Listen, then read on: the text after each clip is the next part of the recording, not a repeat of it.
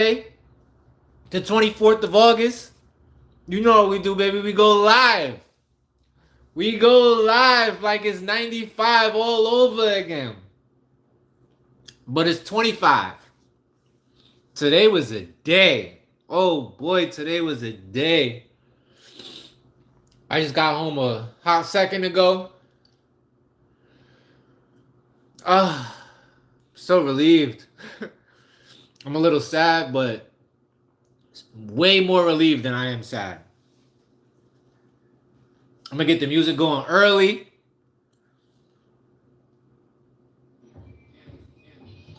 Started off with some Droogie. Your old Droog got a new one.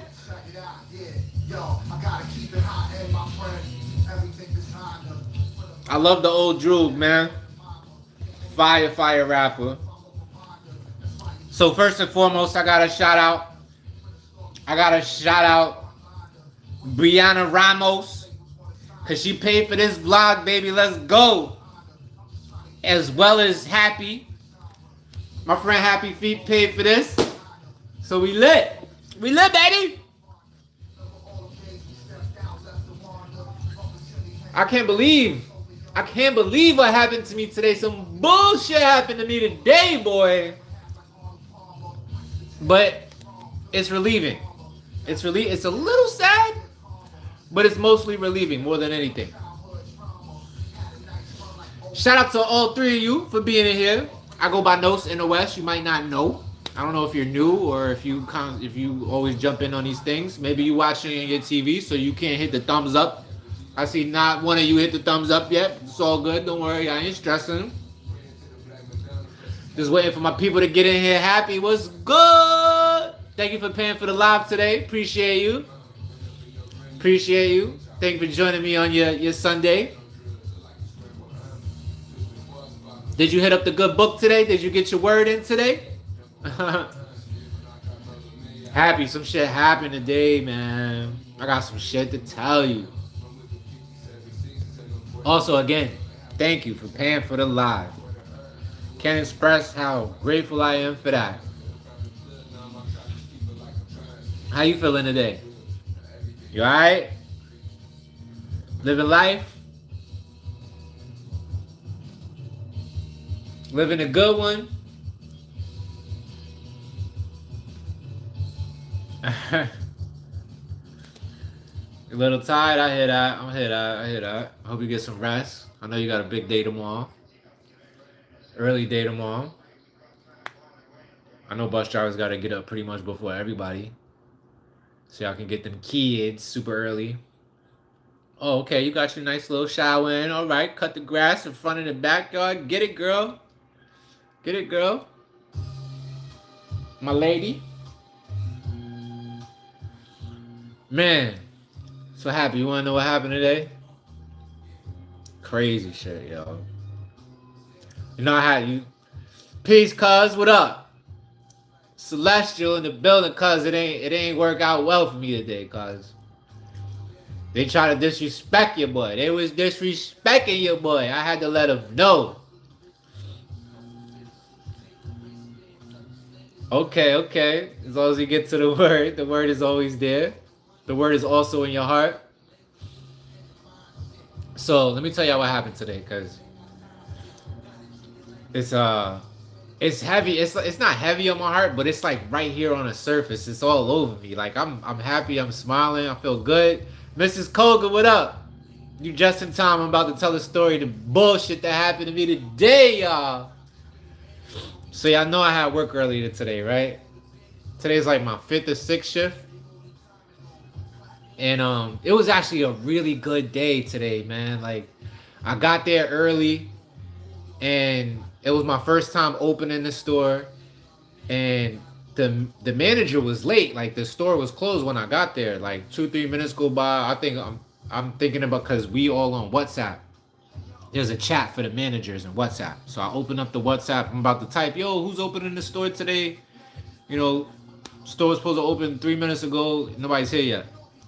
But as I'm about to type that, I see somebody pull up. So I'm like, oh, that's probably them. So I pull my phone out. Boop. And the manager come out. She opened the door. It's a lady named Corey. She's super nice. She bring like one of them little Bluetooth speakers, and I'm like, yes, finally. I've been saying how we need music. Like without music, the day just takes way too long without music. So I'm happy that she had music. She was playing the old school R&B. I was good with that. We was knocking it out. I was doing all these random things.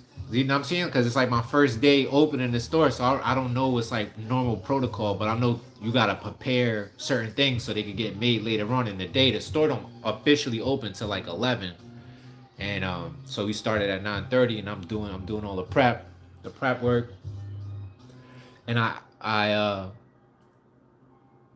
that part don't even matter. The whole day go by. The manager leave like a couple hours before me. And as 4 o'clock is approaching, I'm noticing that it's like the thing that I was preparing isn't finished preparing yet as much as it needs to be prepared. So I asked the new manager who was there, she had been there for like an hour.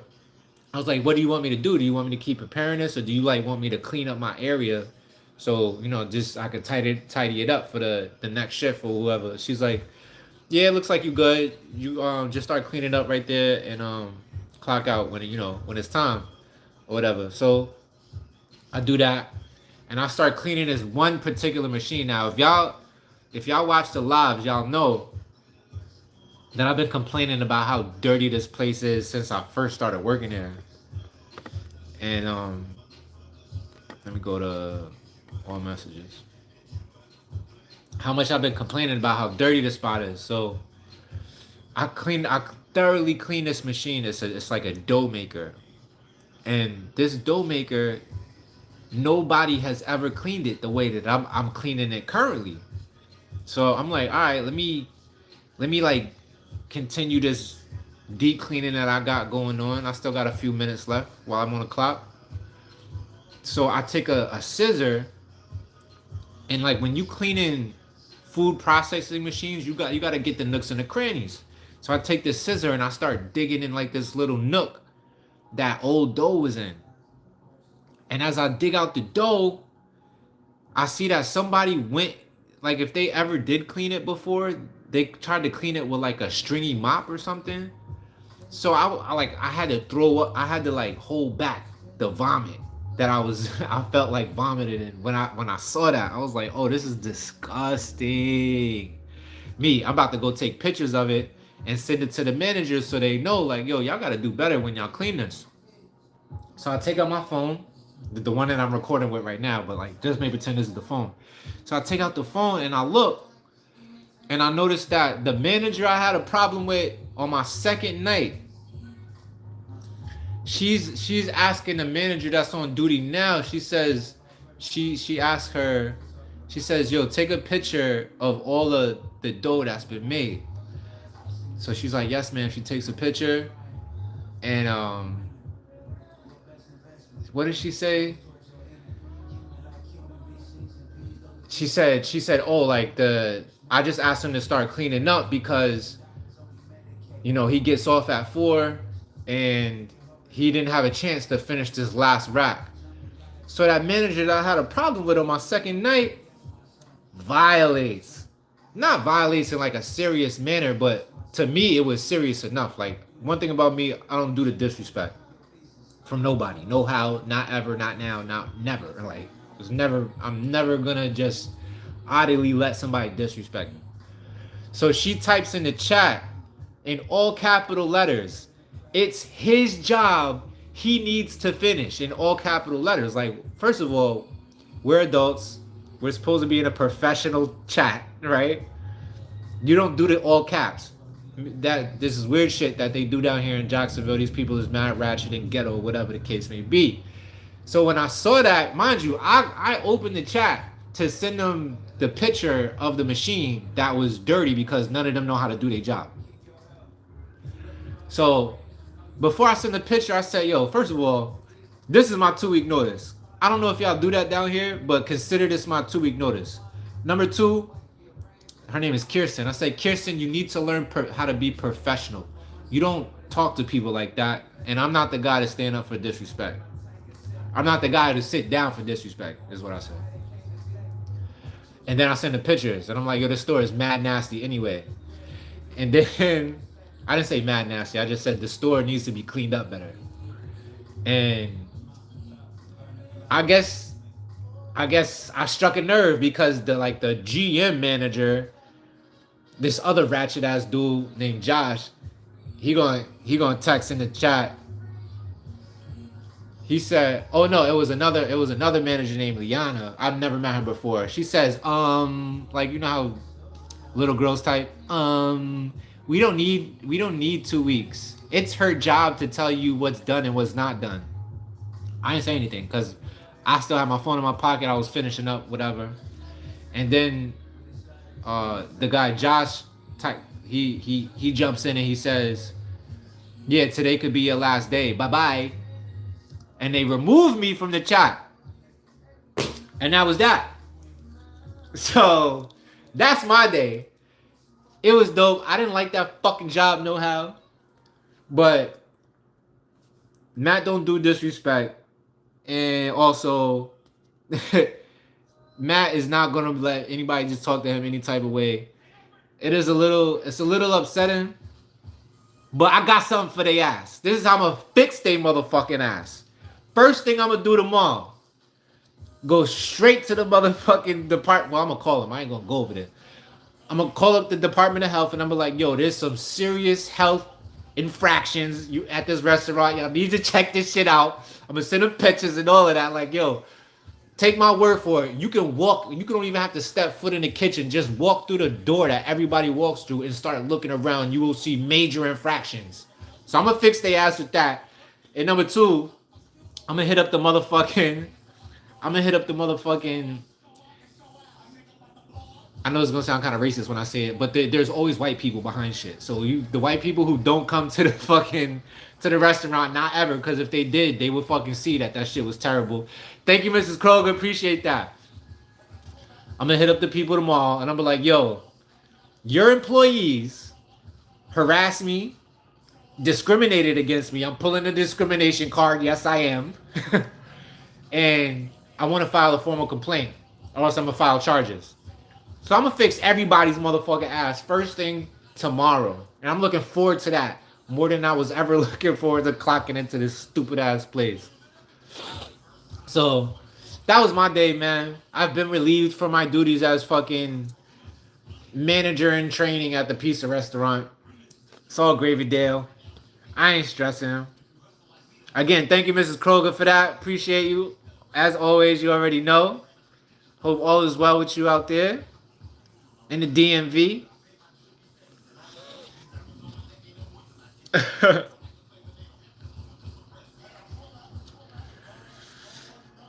Word.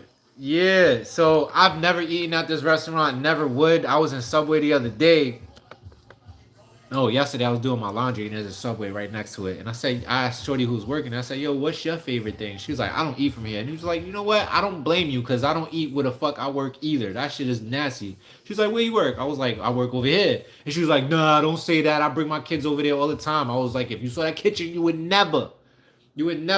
If you eat at these fast food pizza restaurants, Little Caesars, Pizza Hut, Domino's, all that shit, just know you need to get yourself tested for iron. Because they make the pizza in cast iron pots or bowls or whatever, and they never clean that shit. They don't have the time or the manpower or the knowledge to know how to actually clean them shit. So you're getting little iron flakes every time you go eat a fucking pizza over there. Just know that shit. Cause I'll say I just threw up in my mouth. Yo, it was disgusting, fam. What up, Laura? Tenaz, hola, ¿cómo estás ustedes? Muy bien. Ya tú sabes. T-Money, what's up? I'm currently hot in my work bathroom. Guys, he yelled at me and in front of everyone and like tried to embarrass me. Crazy, we talking about disrespect. I want to go home so bad right now. Tiff, oh man, that sucks, yo. I don't know exactly what you're going through, but from what you've told us, that's too much right there. And if he's not your manager, talk to your manager. Be like, yo, this dude is harassing me, whatever. Tell him that.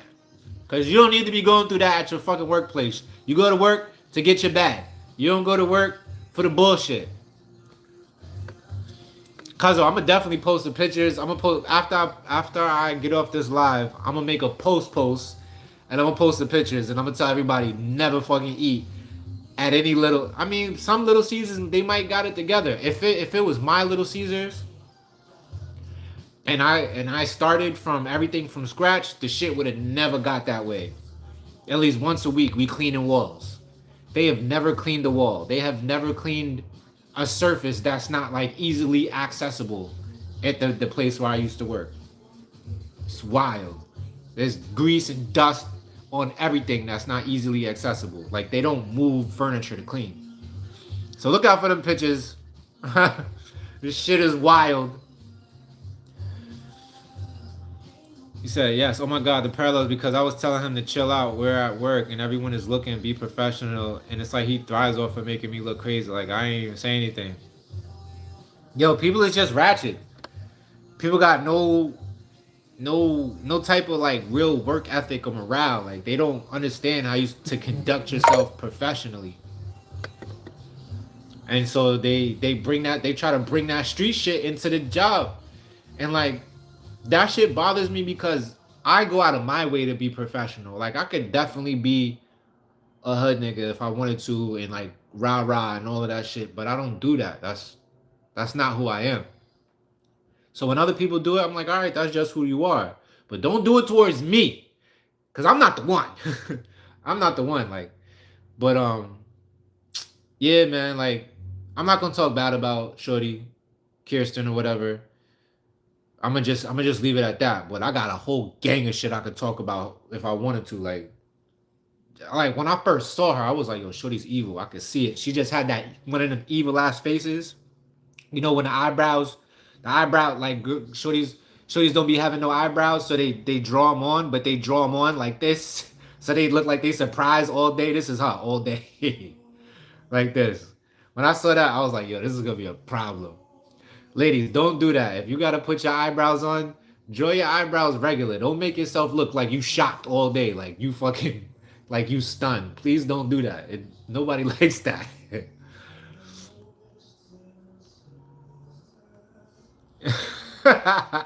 Cause I'm gonna fix them. Don't you worry, son. I mean, I know you ain't worried, but definitely first thing I'll do tomorrow after my workout. The Jacksonville Board of Health is getting a phone call, and Lampshades LLC, the group that's in charge of running these Little Caesar restaurants, is getting an email directly, and I will be telling them, yo, you gotta look at your employees because here's the screenshots. These niggas don't know how to be professional.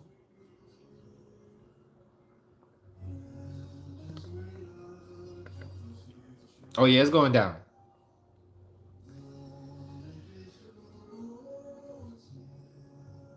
Yeah, Tiff, man. Like, go.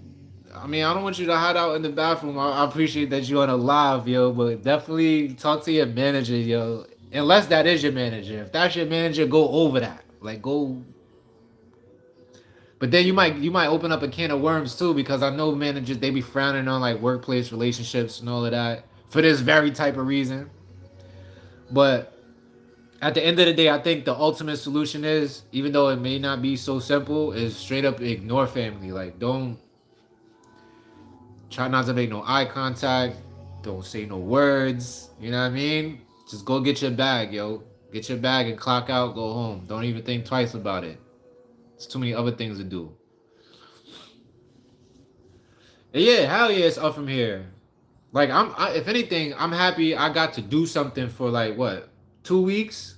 I got to do something for 2 weeks. I might get like a little $500. I'm gonna go take that $500 and, pay some bills and invest the rest and flip the money. And then I might show up one day and be like, oh, y'all still working? Y'all broke niggas still working? Oh God, y'all been here for years, huh? I got $1 million in the bank. That's petty, but it is what it is. Sometimes you gotta be petty, especially like when you leave on bad terms with people. Like, come on, son, don't do that dumb shit. Like, and I was busting ass for them too. Like, I definitely never had to go that hard. Everybody who ever worked there, who I saw work there, who I watched, it was especially Kirsten dragging her feet all day. She never picked up her foot, not once. Just when people drag their feet, that's the biggest indicator that they ain't about shit. Oh, is that Miss Nettie with the 20 spot? I don't know. Let me see. That is Miss Nettie. I know your icon already.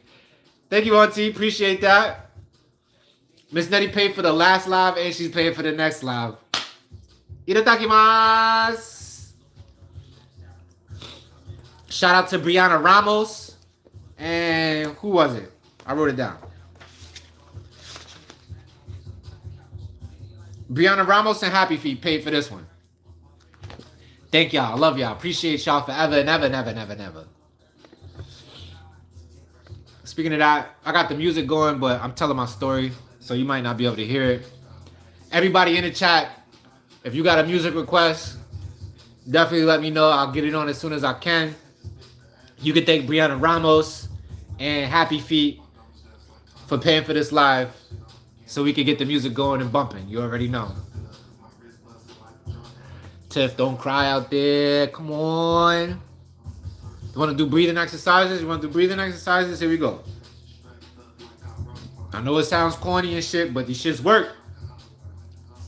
I was about to cry the other day for some dumb shit, and I started doing my breathing exercises, and it fixed me up. Fixed me up real good. So what you do, the quick one, is get that energy going in between your hands. Ha, ha, ha, ha. Hold them. Bring them right here in front of your heart.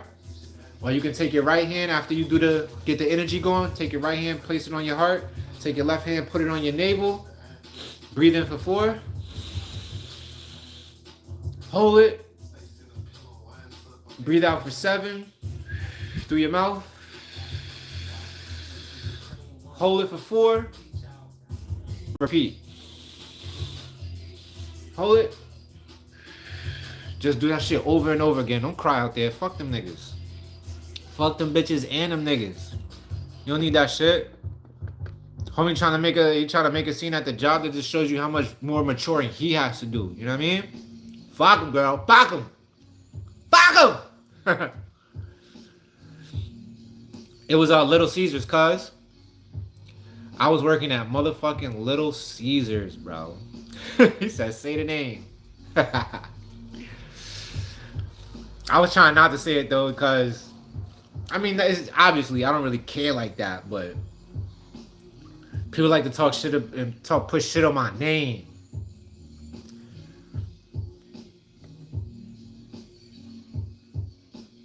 Oh, he came back to see your daughter right after you dropped her off. You told me you dropped her off. What was it, like 2 days ago? Or maybe I think I just read your comment that you need it early. You made it earlier. I know the love for the daughters is real though. You and me both, girl.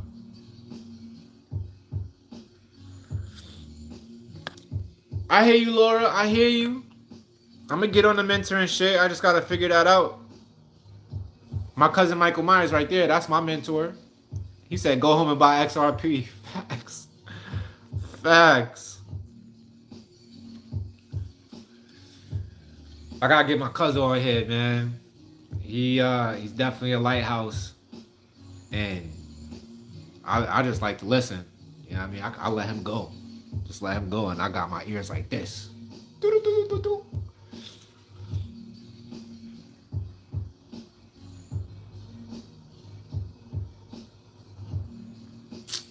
Yo, Tiffany, dude is psychotic. Yo, leave him alone, son. Don't pay him no mind. Don't stop. Pick up your speed when you walk. Like, walk at a regular pace, and as soon as you see him, pick up your speed. Do one of these. I don't see you, nigga. Don't even look in my direction, fam. But for real though, if he makes disrespectful ass comments about you to guys at your job, that's definitely harassment. And not only could you sue that motherfucker, you could sue your whole ass job for allowing shit like that to happen. You got this, girl. I believe in you. Catch the replay.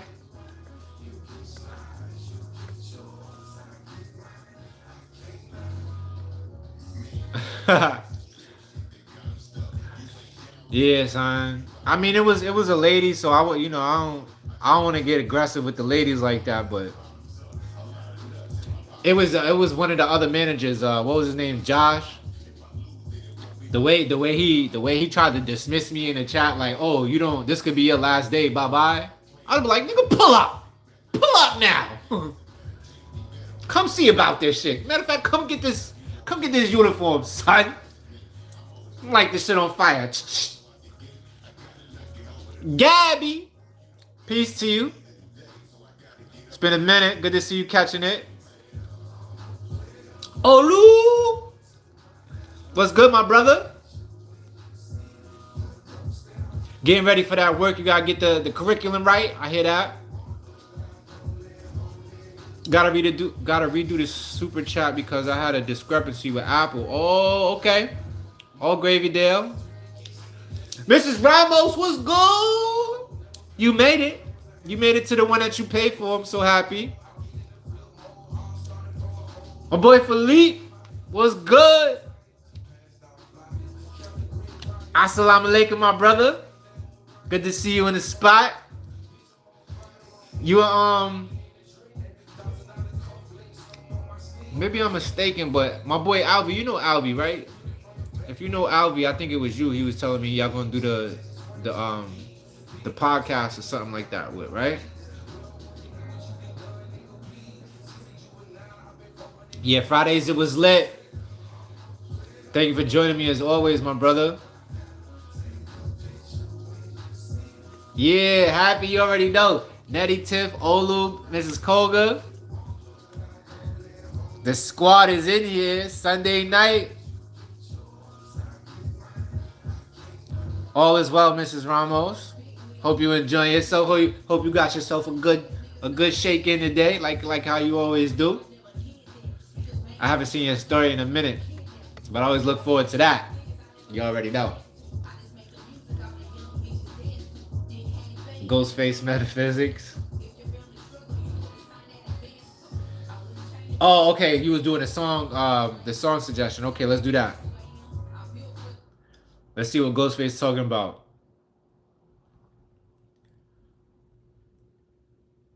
Ghostface Metaphysics. Oh, this off that Supreme Clientele album.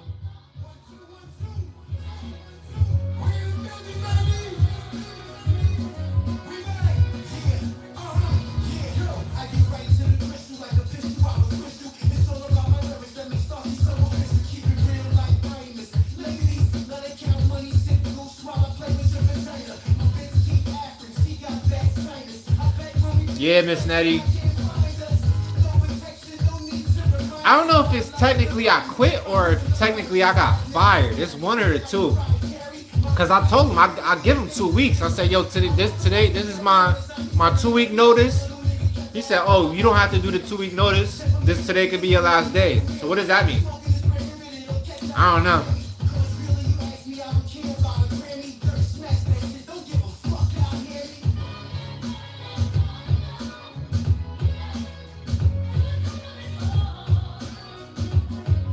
Alright, let's do some Japanese. You ready for some Japanese?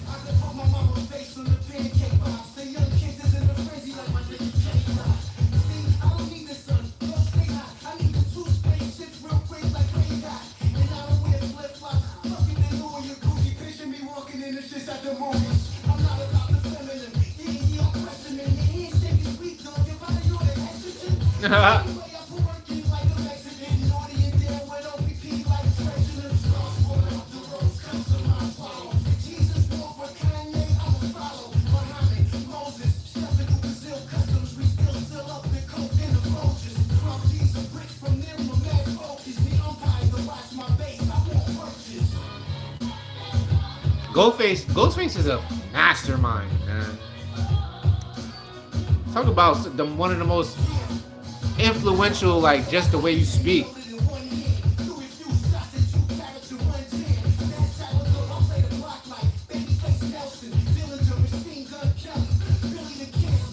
All right.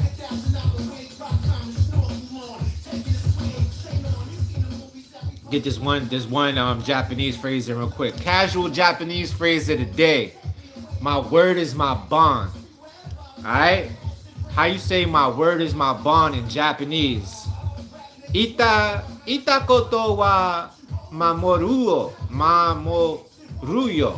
Ita koto wa mamoruyo. My word is my bond. Itakoto ma wa moruyo. Itakoto ma wa moruyo. My word is my bond in Japanese. Every live we gonna do casual Japanese until we fluent in Japanese, you heard?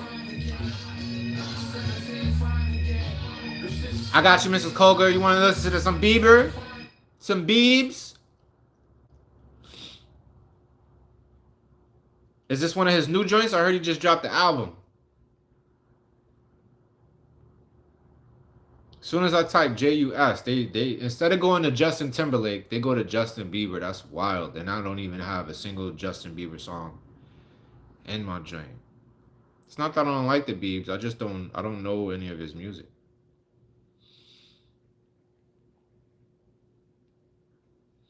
I love how he popped back out though recently. He's like, you can't see that I'm standing on business?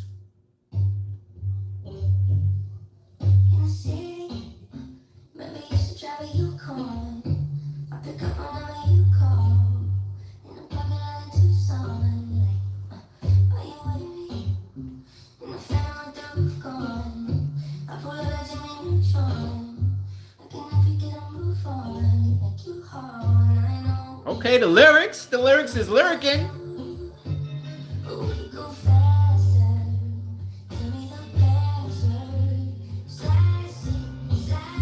Okay. Beams with the lyrics. I'm saving this one.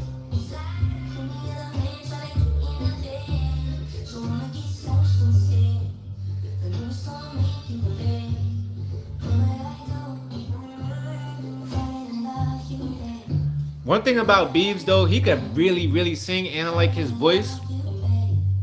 But he's very free with his digital sound processing. You know what I mean? He definitely will take his voice and turn it into something different real quick.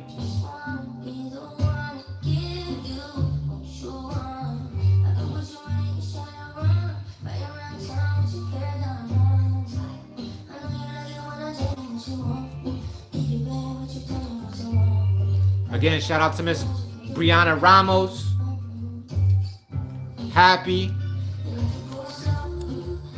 feet, paying for the live, baby.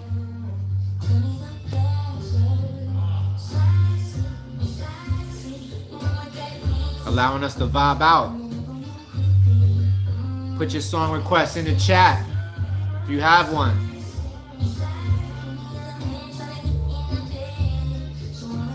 Let's vibe out.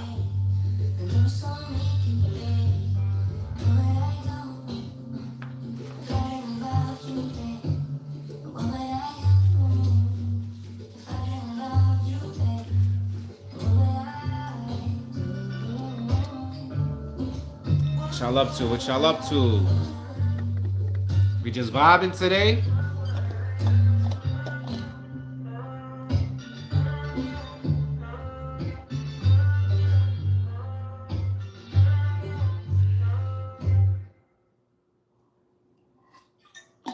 Thank you for suggesting that, Mrs. Koger. I love that. This next song is called Folded by Kalani. I went to a Kalani concert. She was still with that girl. And they broke up shortly after that. And now she came out with this song. I think it's because she missed her ex. And she trying to let her know to come back. And she'll keep her clothes folded.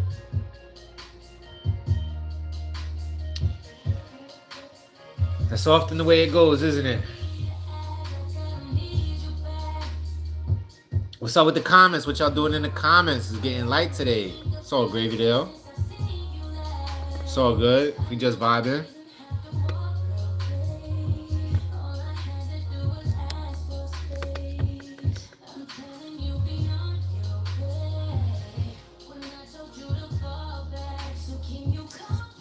What a day.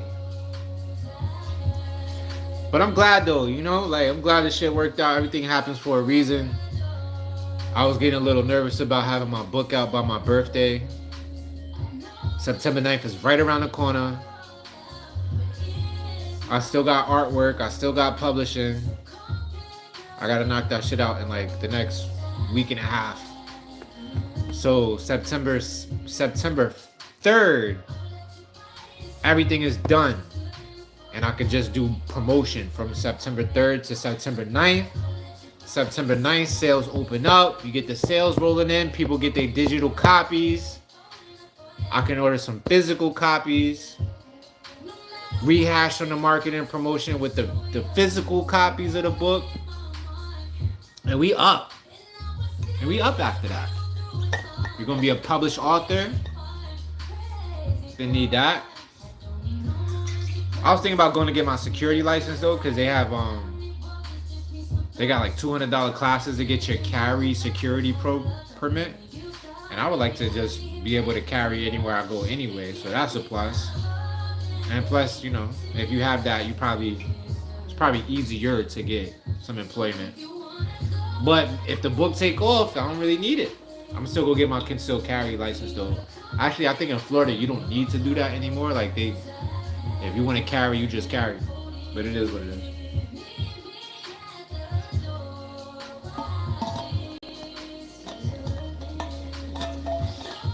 This is really strange. It's been a while since I got a comment. Comment if you're still in the chat so I can see if this chat is working, because maybe it's not working. I got it up for where it says all messages, but nothing is coming out. The last comment I see is Nettie's comment.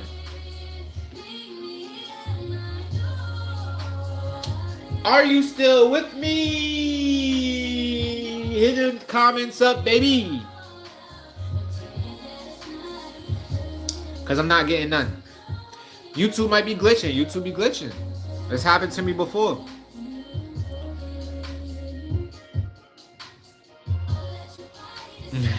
I guess so. I guess YouTube is glitching because I ain't getting shit. I can do a green screen. Oh, that's cool.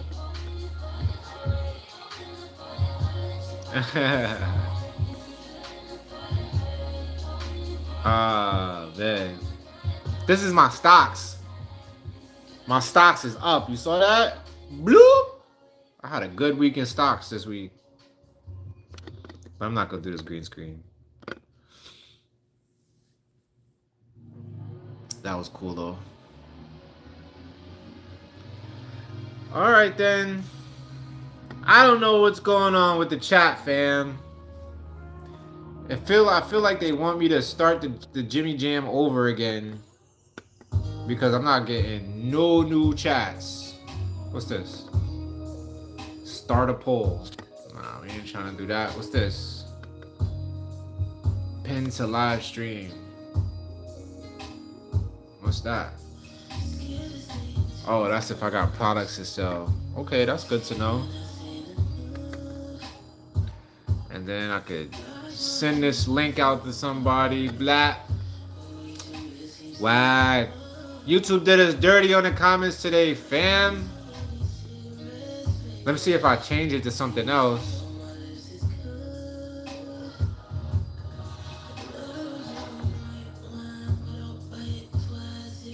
Oh, okay. I see. I changed it to top chats instead of all chats, and now all of a sudden I'm getting all the chats. So let me catch up. Golly, I missed a whole lot. Okay, here I go. Justin Bieber. Miss Nettie said, wait, what's the word with the job? Okay. Matt still hell is that NY aura? Yeah, that's never going anywhere. You can take the boy out of NY. You can't take the NY out the boy. Even though I'm trying to describe myself as a man more than a boy these days. So pause. Forgive me for the mistranslation. Waterloo was good. My stepson talking about he and his girl trying to move into a house when they can't even pay. Waterloo, you always telling me about your son and his girl trying to get up in your house and do the nasty. What's going on, man? Are you gonna let him get his freak on in the crib or what? Yeah, we still waiting for Unseen. I'm sure they'll get here when they can. Olu says curriculum stays tight. Been teaching almost 20 years. No preparation necessary. That's what it is. So what you prepping for the night? You say you was prepping for school tomorrow. What you probably just ironing your clothes or something like that? Starching the khakis. What would I wear if I was a school teacher? I have no idea. I feel like I'll show up in the Dickies or the Carhartt. I might wear the slacks like on a Tuesday slack day. Put the crease in the joints with the vest. Might throw the bow tie on just to freak them. Huh? Brianna said, oh my God, funny story. My daughter told me today I'm not supposed to be twerking because I'm only 19. I said, girl, what? Whole time I was 30, she swears on me. Oh man, yo, that's wild. I'm not, yeah,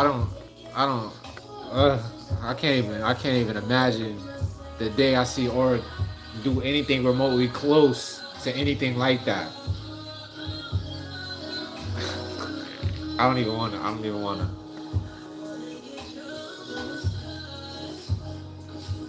Okay, Happy, you got For You by R. Kelly. Say less. I don't mind playing the R now. I don't mind playing the R. I know a lot of people do. A lot of people might start leaving the chat because they're gonna roll their eyes. But I'm one of those people. I know how to separate a musical talent from a personal character. You know what I mean? What was it For You? And Happy paid for this. Oh, so they're telling me that the R. Kelly, the song is stripped for you. Is that what you wanted, Happy? Stripped for you? Because when I put in R. Kelly For You, that's what they gave me. Stripped for you. You let me know. I know the artist Dijon put his thing on his new album with Justin, and I love it because I love Dijon's sound. Play Dijon Fire when you get a chance. All right. Thank you for the suggestion, Mrs. Ramos. I'll definitely check that out. Driving home from B-More. All right, Mrs. Colger. I love the dedication. Mrs. Colger said, I'm going to see my baby girl. I don't care if she's a freshman in university, whatever. Okay, you got another song suggestion, Happy. Every time I ask for song suggestions, Happy give me 10. Do what I say. Do what I say.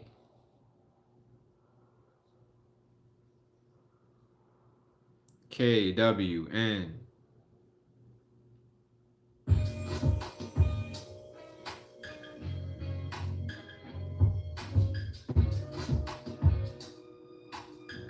I love that photo. Man, I was about to get some tats. Now I gotta put the tats off. Vámonos Palmante. Oh, that's a song. Okay, Olu, ready for the Latin music today. We was talking about that last live. We was gonna put on some Latin music today. Now I have to show my bachata skills off. Motherlode by Mastodon. I'm still reeling about Brent Hines' death. I don't even know who Brent Hines is.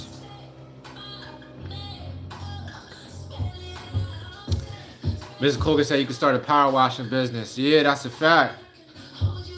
I gotta get a power washer. Or borrow one. You can rent one.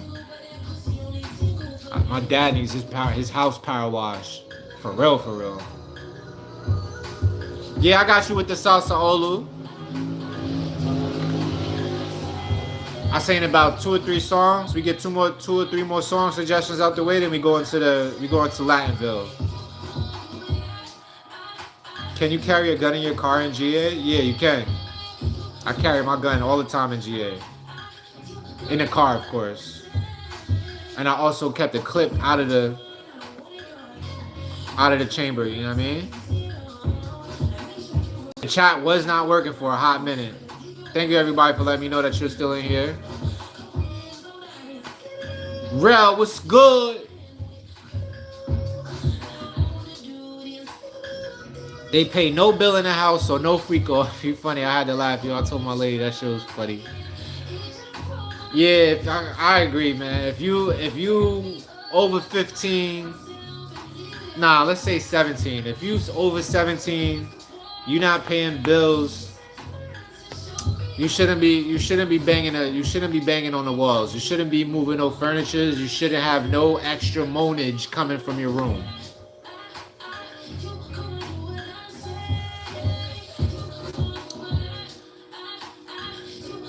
Christy, what's up? CM Hosanna.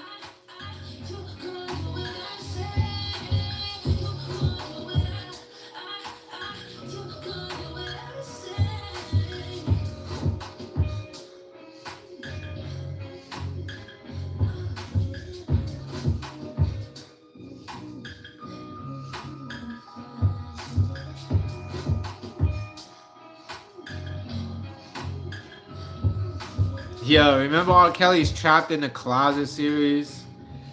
That shit used to have me fucking dying.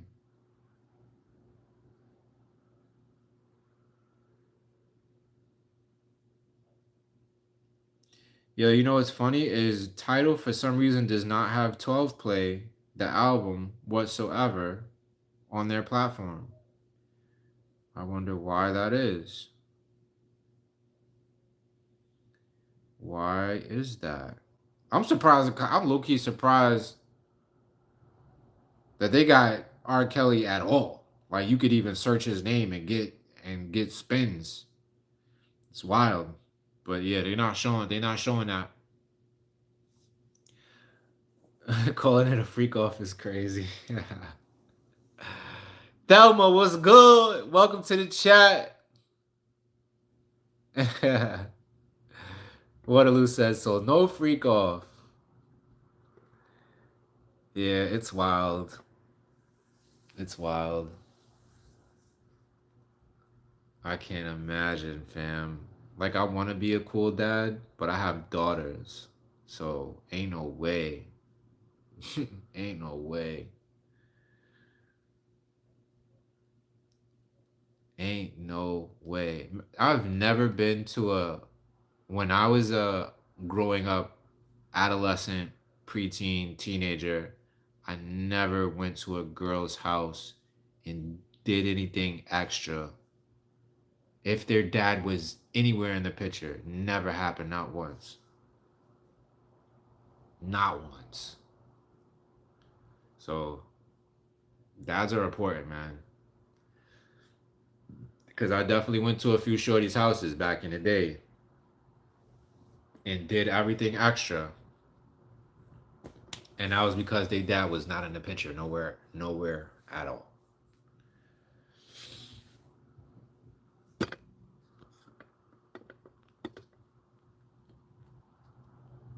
Oh, for sure, Thelma, I got you, girl. I always try to say what up to everybody. Let me see what Mrs. Laura Reynolds was talking about. She said Mother Lode by Mastodon. And then we're going to get into Olu. Vámonos. Pal monte. I wonder what P-A-L means. Because I know monte means mountain, right? And vámonos means let's go. So let's go to Pal Mountain.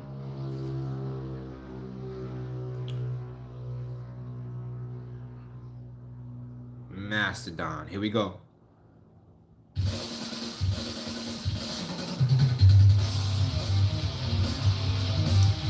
This almost started off like that Michael Jackson song, The Thriller. Okay, Ms. Reynolds says she in her rock bag.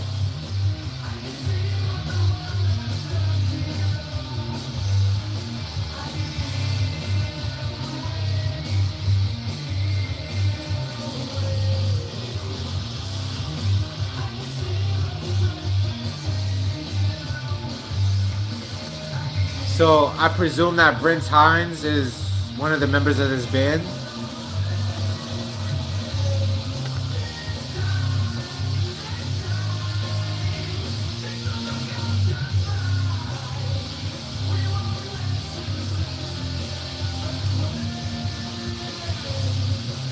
I love a good rock song. Thank you for the suggestion.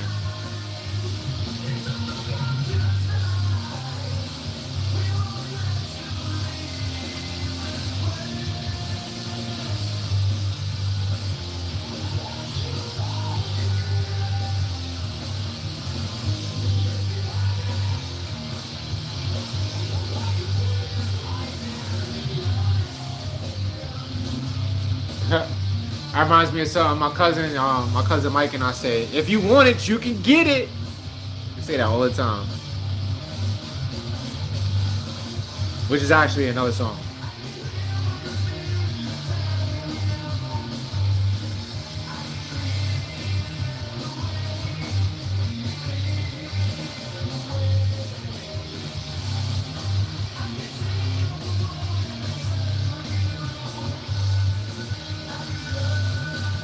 Hit that thumbs up for me if you can.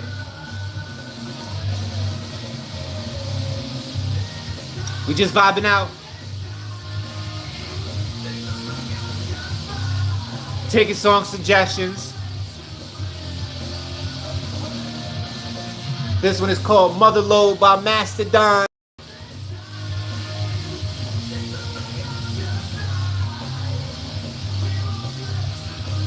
What crazy ass artwork.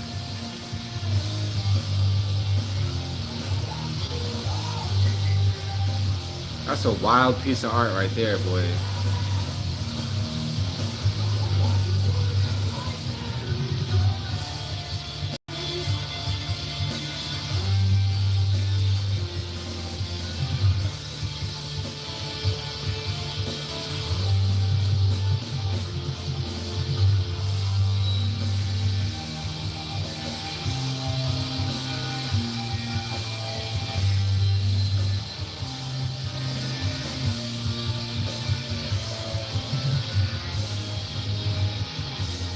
One thing about rock music too is just the craziest shit to see live, yo.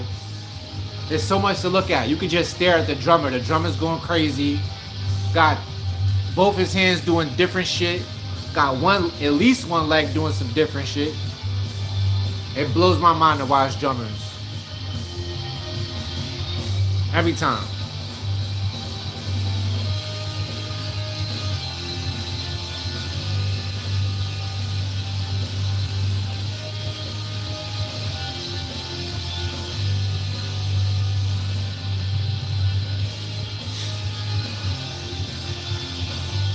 Every time, yo, drums are so wild to me.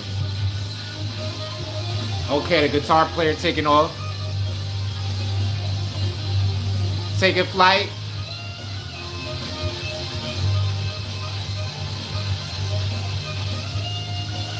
Oh, he's showing off now. He's showing out.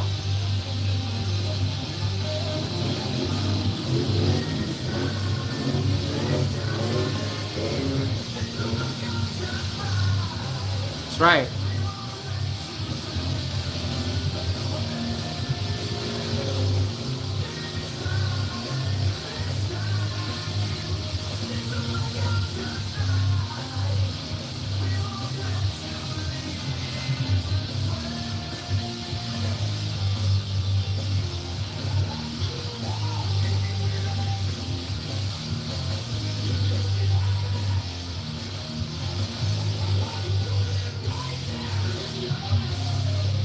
Love that. I love the whole message. Everything will work out just fine. If you want it, you can get it. You can have it. I love that. Thank you, Mrs. Reynolds, for sharing that with us. It was a dope song. I always love a good rock song. I saved it to my rock out playlist, so I appreciate that.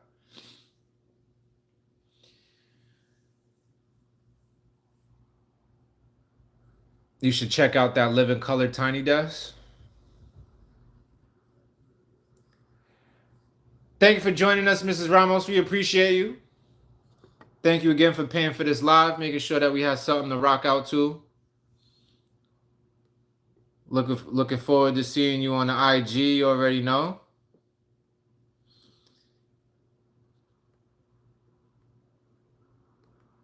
All right. So we crossing that 1 hour mark. We're gonna get into some Latin vibes. What say you, family? We was planning this since the last one, since we went full-blown reggae last one. We gotta pay full respects to our Caribbean family.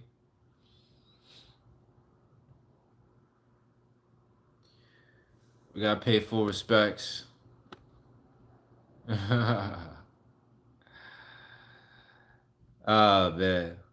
People be a little aversive to the Vámonos pa'l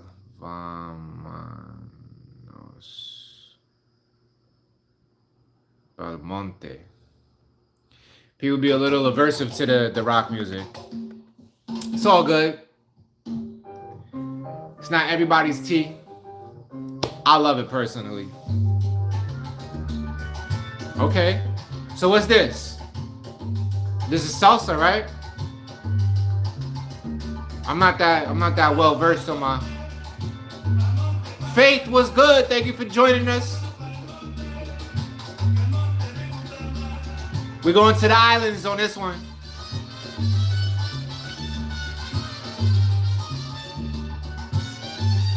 If you got some salsa, you got some merengue, some bachata, post it in the chat.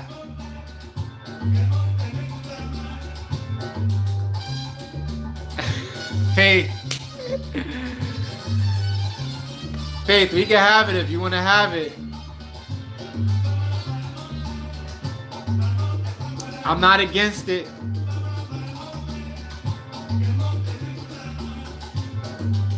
It's one of my favorite things to talk about. It's the thing that got us all here, baby. It's nothing to be ashamed of. I remember too.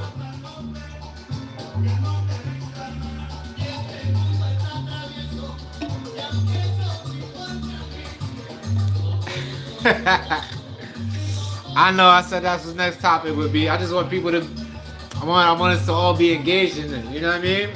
Also, we got the music playing, so. Oh, Mrs. Clayton, you in the chat, what's up? You ain't saying what's up, I didn't know you was here.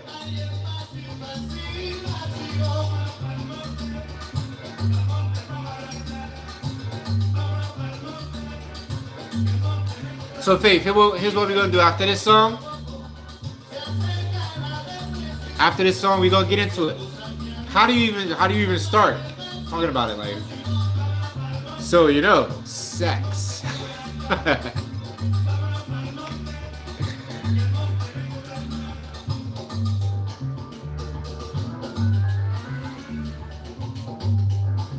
But it's a good topic. It's a great topic. Sorry, Mrs. Ramos had to go, man. I feel like she would love this segment right here. She paid for this live, as well as Happy Feet. Thank y'all again. And also thank you, Mrs. Koger and Miss Nettie, for paying for the next one. We on a roll, baby. We on a roll. Let's get it.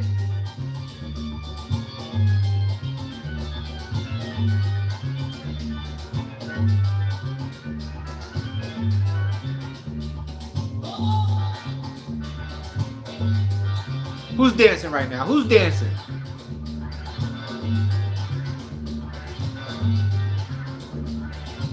Dun dun dun dun dun dun dun dun dun. That's all I know. 1, 2, 3. 1, 2, 3. 1, 2, 3. 1, 2, 3. And bachata's like. Bachata is. Well, you can't even do it to this song.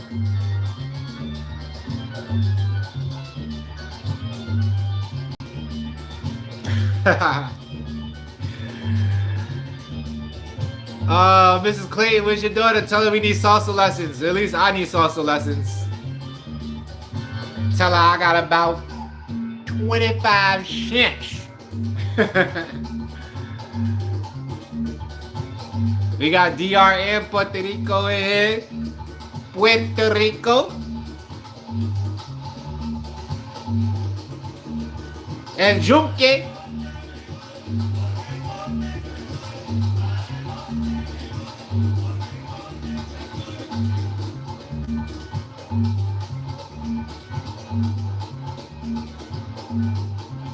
I'm trying to think. What else are they called Puerto Rico?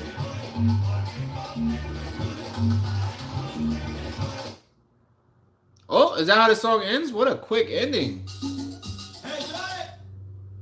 All right. Thank you for sharing that with us. I gotta start me a Latin playlist. That was salsa all the way up. All right. Is there any like salsa songs we could talk about?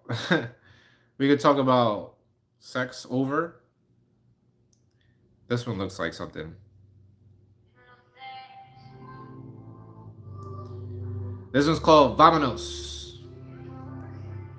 They're giving me that, but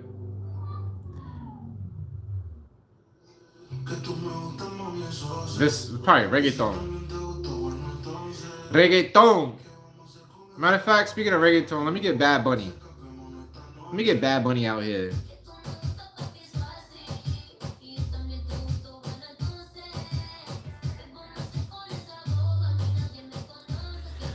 Nueva York.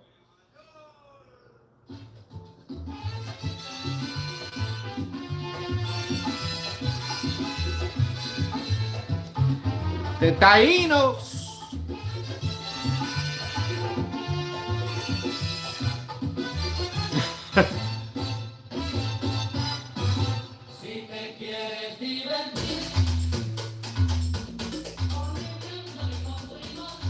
Alright, so boom. We're about to go talk about sex for a hot second. Everybody in the chat right now, if you've ever had sex, let me get you to hit the heart or something. Hit the heart if you've ever had sex. Because if you haven't, you might need to learn a couple of things. And that's what we're going to talk about. Alright, so we got a bunch of virgins in the building. Okay, that's what's up. So, a piece of advice that I would give someone who is searching for advice. You don't necessarily have to be like a virgin, right? But if I was giving advice to a younger brother, let's just say a younger sister, anyone younger than me, which is almost everyone because I'm old now, is we often think that sex starts with penetration. And pardon me if like the lingo is not your thing right now. Because there's no way you can't pussyfoot around a sex conversation. You could call it birds and the bees if you want it. You could use all the metaphors you want, but we're not gonna do that. I'm gonna assume that everybody in here is an adult. I'm gonna assume that everybody's in here in the dirt. Mrs. Koga said I'm a virgin. As you just came back from dropping your university aged daughter off. I got you. But one thing that I like to tell people is we get it wrong a lot. We think that sex starts with penetration, but sex starts way before that. Sex can start at the hello. At the fucking hello. That's when sex starts. Because usually, in my experience, if you're willing to go that far with somebody within the first 5 to 10 seconds of meeting them. Correct me if I'm wrong. Who thinks that I'm wrong? Who can sit here and tell me that Faith says I'm a born again virgin? Who can tell me that anybody they've ever made love to or had sex with, or the F word, whatever, they didn't know within the first 10 seconds? Is there anybody in the chat right now that didn't know that the person that they've had these experiences with, these rendezvous with, that they didn't know within the first 10 seconds that they would participate in such a thing? I don't think any of us can say that. Me, in my experience, I always know. Right from the beginning. I'm like, yeah, I would. Not that I'm gonna. Not that I'm even gonna try. Not that I'm even gonna lead this conversation towards that. But I always know. I think it's a natural primate thing to do. You know? We're animals at the end of the day. So you always know, and that's where it starts. And that's why I want people to get that clear first and foremost. Celeste Codes, what up? What up? Glad to have you in the chat. Celeste, we talking about sex right now as we listen to Bad Bunny. It's a very important thing that I've wanted to talk about for a while, and every time I see Mrs. Faith comes in and she reminds me, here we go. Come on, Unseen. We was waiting for you, fam.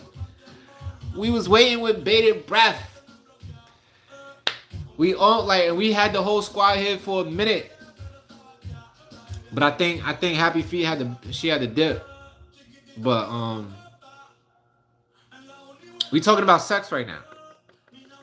Oh, Happy Feet is here. You gotta talk, touching, kissing, rubbing, the foreplay, wrestling, and then you get into sex penetration part. Facts.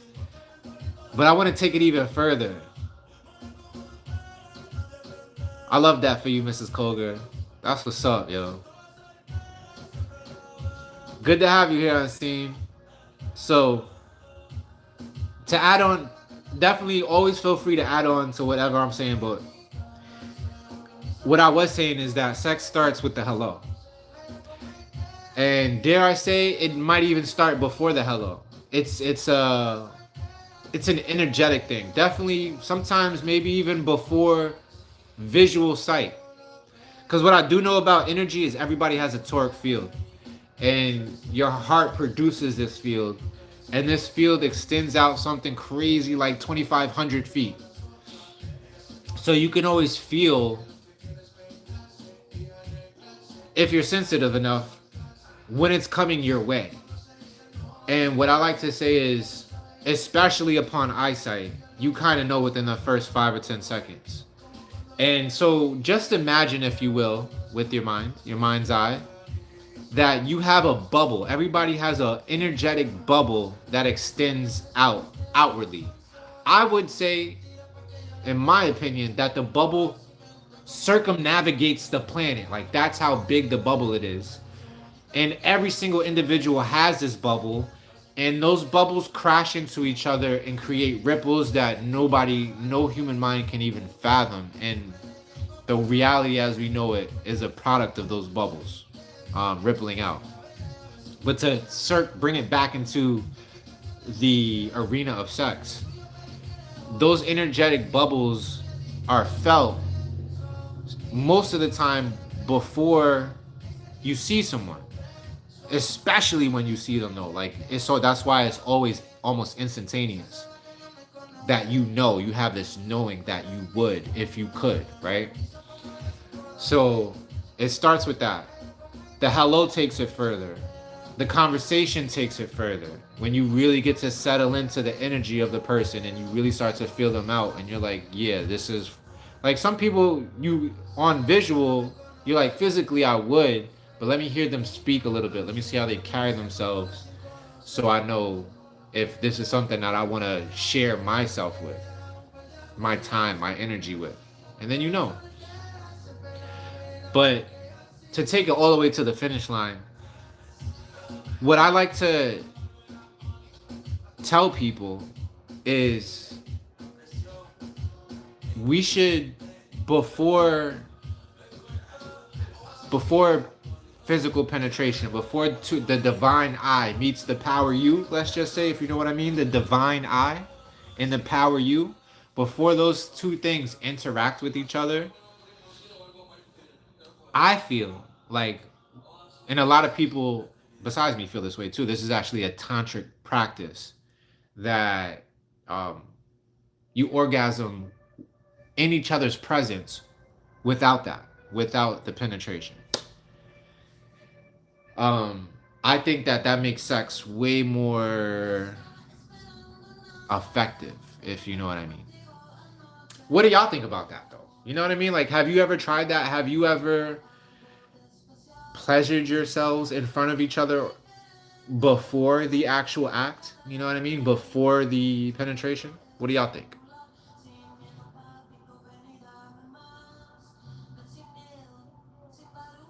Celeste Code says, I've engaged without lifting a finger. Exactly.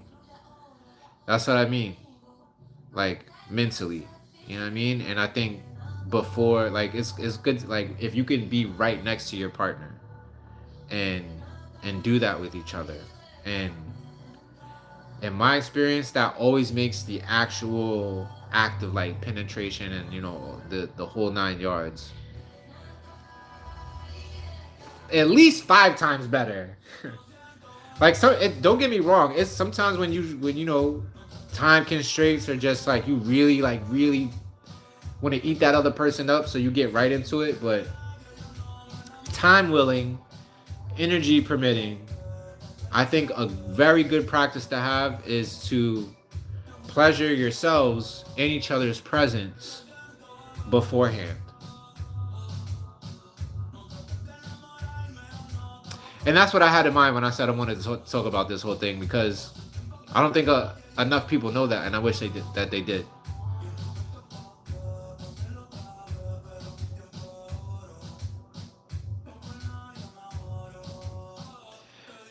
Facts. Like on a night out, and you can't wait to get home.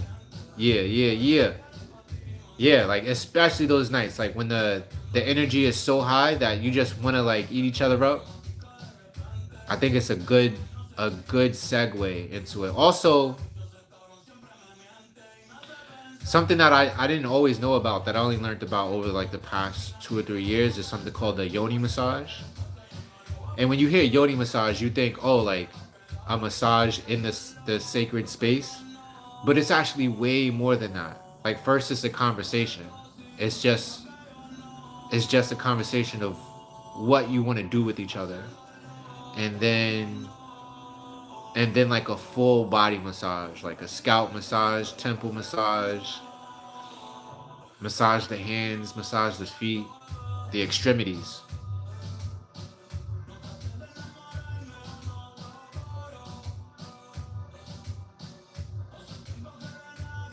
Yeah, especially out dancing, you already know.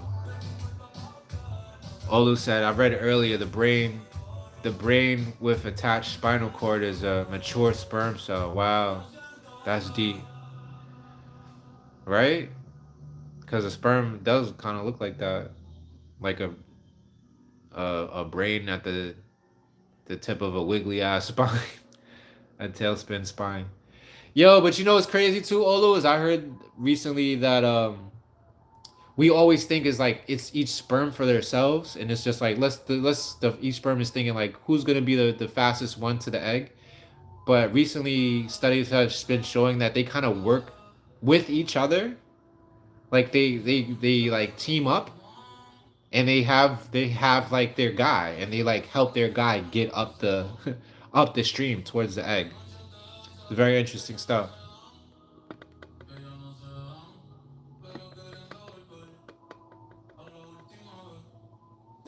Celeste, you gotta try it. You gotta try it and see what happens. I almost guarantee you it's gonna be one of the best sessions you ever have.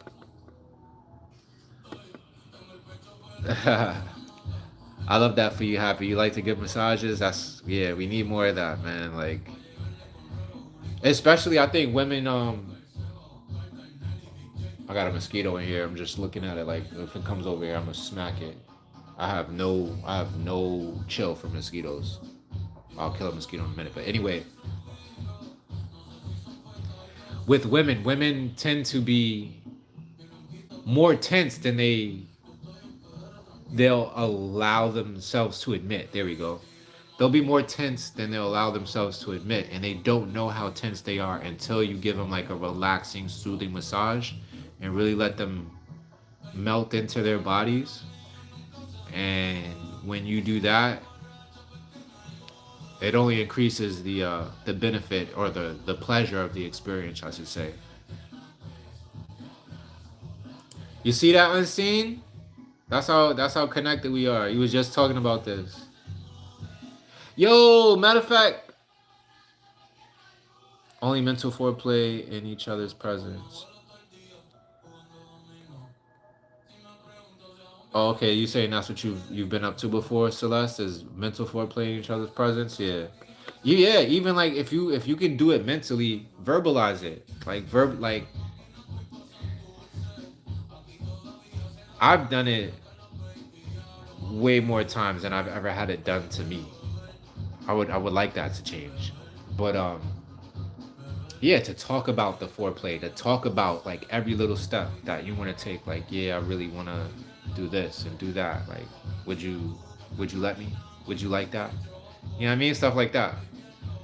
Like right next to each other before you actually get into the physicality of it. And then even while you're doing it, like what can it's consent is very big with women. I want to say it's big with men too, but I'm the only. I've never talked about this stuff with other men to really know, but even in the act, like if you're gonna massage your breast, like ask. Or some women don't like if you ask, so you tell them like I'm gonna massage you here now. I'm gonna do this. Is that okay? You know what I mean? Something like that, or like, would you like that? Or does this feel nice? You know, like always be getting consent and keep the consent train fucking rolling the whole time. Cause it's women are very they're from in my experience they're more emotional. So like the more you can get them to admit out loud, you kind of disarm them, and the more you disarm a woman, the more easy she surrenders, and I don't want to say like the easier she'll orgasm, but like she'll have less inhibition, which will allow her to orgasm. And I hear it all the time from women is like, oh, I don't orgasm at all. If, I don't orgasm a lot, if at all. And for me, that's always like, okay, like, I'm sure the men that you've been dealing with, their only reference for sex is like PORN. So they don't teach that in PORN. Like, you can read about it, but all of these things I've kind of come to an understanding just through experience, like just seeing what works, and the things that work I double down on. Like, I'm like, I started to notice at a certain point that consent is a big thing, disarming is a big thing, um, touching in places that aren't necessarily like erotic zones. You know what I mean? Just like the hands, the wrists, the forearms, anywhere from the wrist to the elbow, like massaging the uh the tense the tension in the forearm, in the shoulders. You know what I mean? Before you get to any other stuff that everybody goes first, like everybody goes to the boobies first because we can't wait to get to the fucking boobies. I get that. I'm a booby person. We like to squeeze the booty and all of that, but like squeeze the hips. You know what I mean? Squeeze the thighs, like midway between the knee and the hip. You massage that. Just get all that tension out. The more tension you could release from a woman, I feel like the better your experience is gonna be, and she's gonna remember you because most men are not doing that. So that's my TED talk about that. I'll let y'all take the rest from there. Oh, happy for you went to school for massage therapy. That's what's up. I thought about that a lot. Like when I was younger, I thought about being a masseuse because I like to give massages. I don't know why I never did that. The egg selects the sperm and only accepts the one that it wants. Okay, I'm taking that as gospel from you, Olu.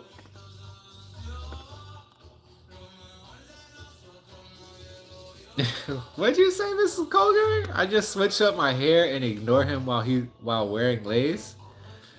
That's torture. Switch up the hair and you throw him some lace and start playing ignoring games? Oh no. But nah, now that I say that out loud, I'm like, oh yeah. That'll feed the fire real quick. You must like that. You probably like that like that rough stuff. Like you want somebody to chase you around the couch a few times. Oh yeah, yeah. Thank you for reminding me. Happy feet. Do or die. No, it's called "Do You" by Do or Die, right? I remember. I ain't forget. Do you do or die?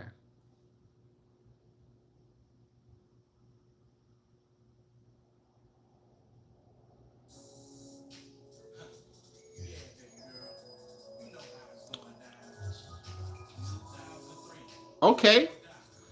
And this sounds like it's right for the vibe.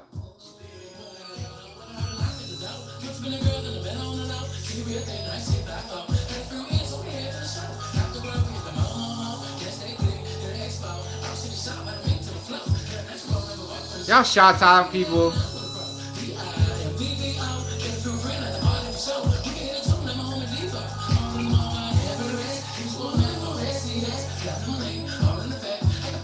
Samantha.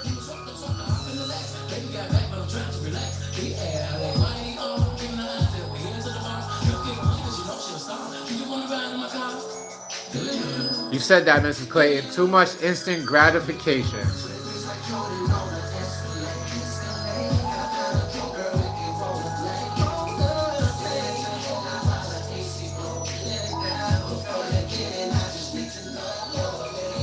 Miss Faith said, I orgasm too much. I know that seems like a weird thing to say, but nah, I feel like you lucky. I feel like you lucky in that respect.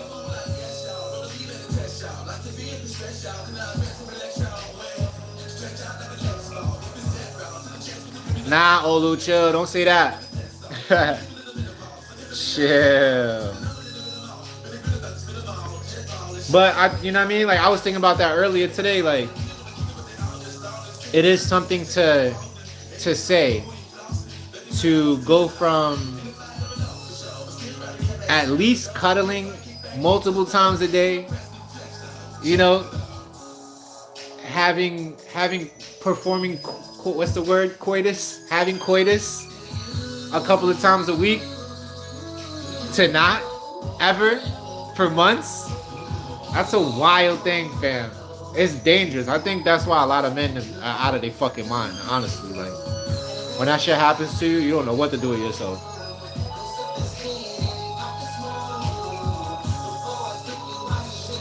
I see. I knew I knew that about you, Mrs. Koga. I say, yo, Mrs. Koga likes being chased around the fucking the couch.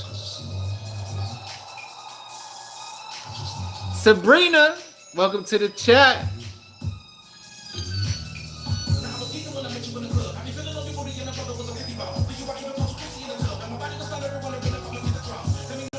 Yeah, we got a lot of Chicago people in the chat. They wanted to hear this, so here we are. Robbie! Robbie!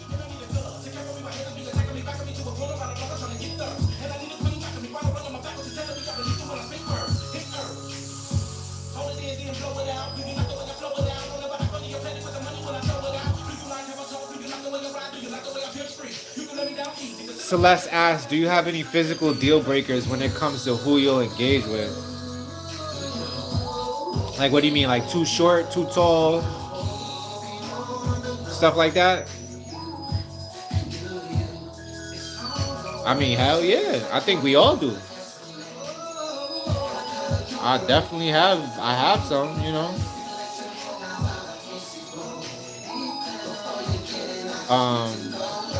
I don't like to go below 5'5". I have. But I noticed, like, I don't like to bend over too much to kiss. Let me turn my lights on.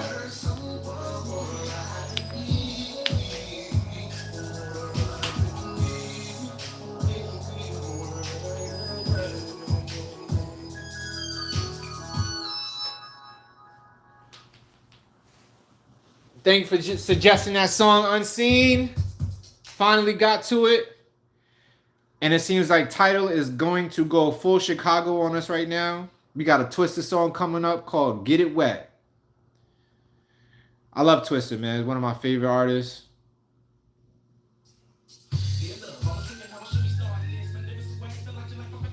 Bone Thugs. Matter of fact, yo, let me listen to that. Yo, you remember the Lazy Bone song? She's riding on the highway. That used to be my joint. Zoom, zoom, zoom, zoom. Nah, it wasn't. It was Crazy Bone. Bone Highway. That used to be my joint. Come on, don't tell me y'all not gonna give it to me. I know y'all got it. Crazy Bone.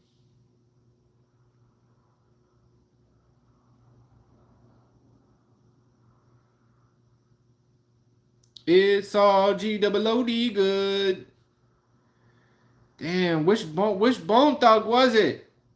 It wasn't Crazy Bone, it was the light skinned one. Ah, oh, come on. Title, don't play.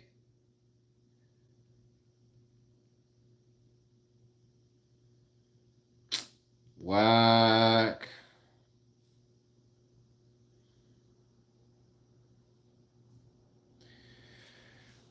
All right, maybe the chat knows. Y'all remember that song? It was by one of the Bone Thugs in Harmony, and he's talking about she's riding on the highway, highway, highway. She's riding on the highway. Zoom, zoom, zoom. Y'all know that song?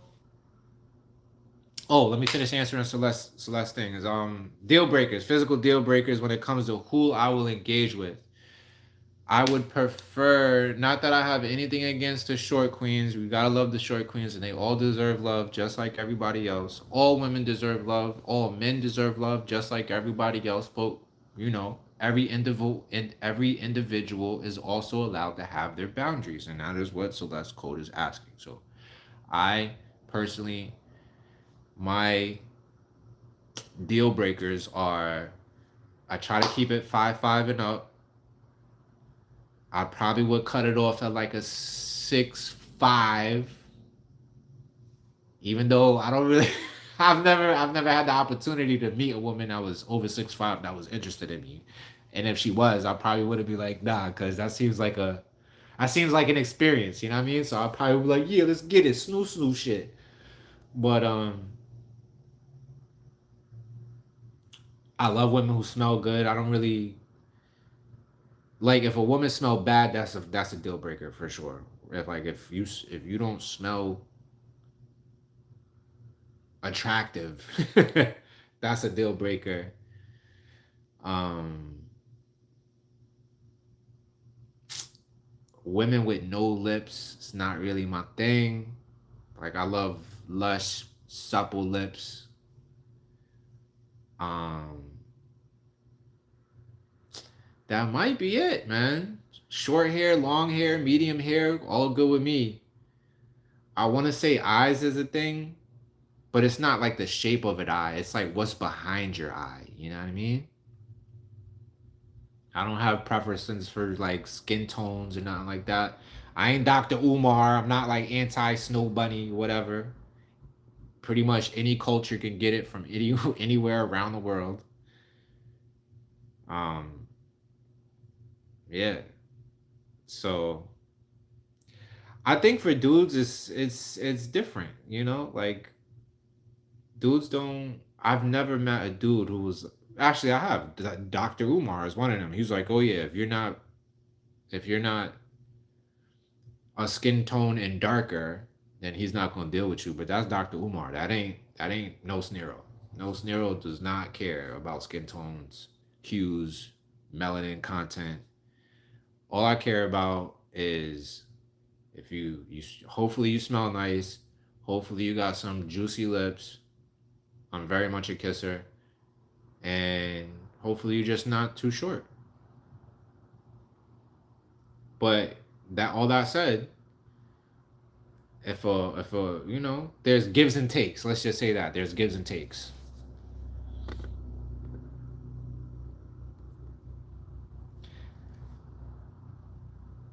All right, so y'all was talking about the Twisted song, and I cut the Twisted song off because I was trying to find that crazy that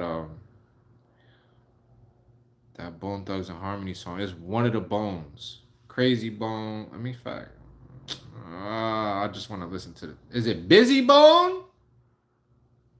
On the Freeway. Here we go.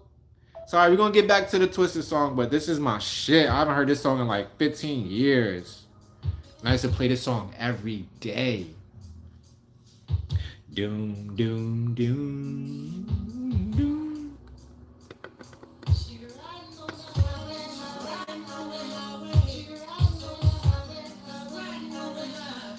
Yeah, Poor Hygiene is never gonna rock.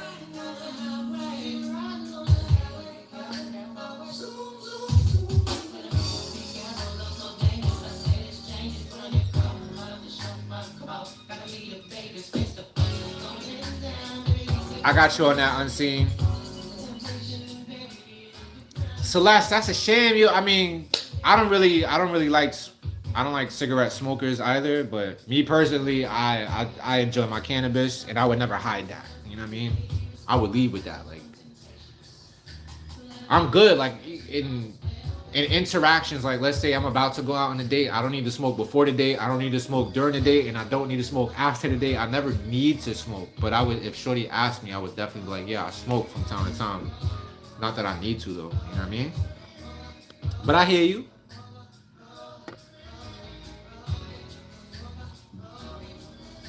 Unseen after this, I got you with the Do or Die song. Have you ever made love on the freeway? The freeway. Have you ever made love on the freeway? Has anybody ever made love in a moving vehicle? Let me see how many daredevils is out there in the chat. Because I've never done that. I've done things in the car while it's moving, but never the full gamut. But Mrs. Clayton, you stuck in bed. I'm sorry to hear that. Alright, you saw your daughter just showed up. Who's also the salsa dancer, right? And she said play Acid by Ray Barretto. Okay. So I got Play It Like Me by Do or Die and Acid by Ray Barretto. I got you guys. Samantha said, I need more deets on the poly lifestyle and how you aren't a monogamous man. What you want to know? I'm an open book. You already know. I was actually thinking a lot about the polyamorous conversation we had the other day, and I was like, damn, there was so much shit that I wanted to say that I didn't say, so I don't remember what those things were, but hopefully they come out of me if we get into that conversation now.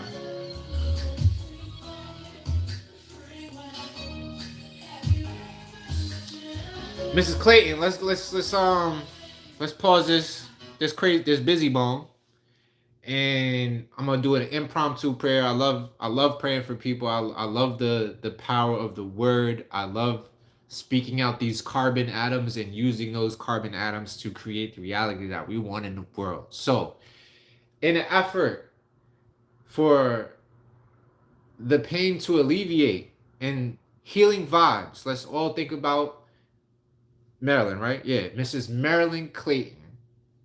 Wherever you are in the world, we know you're not feeling your best right now. We know that the back is in a little bit of pain, maybe a lot of bit of pain, because you said you had to lay down and the legs wasn't really legging today. So we're going to send up these prayers up and out to you, that all of that comes to a rest in an easeful state of momentum in motion sooner than later. May you be healed.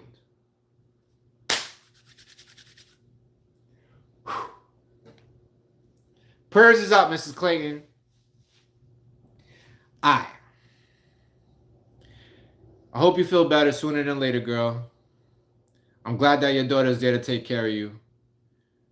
Hopefully help you do some stretching, make some soup maybe. And we're going to get into that.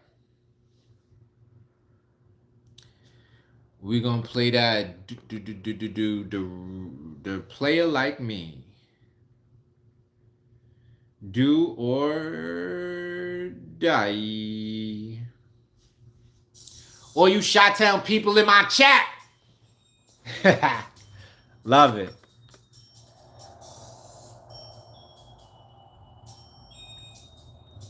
But Samantha, what you want to talk about? Oh, Mrs. Coger knew it. I should have known you was gonna know it. Wow, Happy Feet knew it too.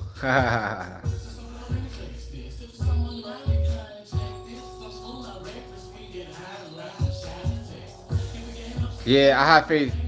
I have faith you're gonna be much better by this time tomorrow.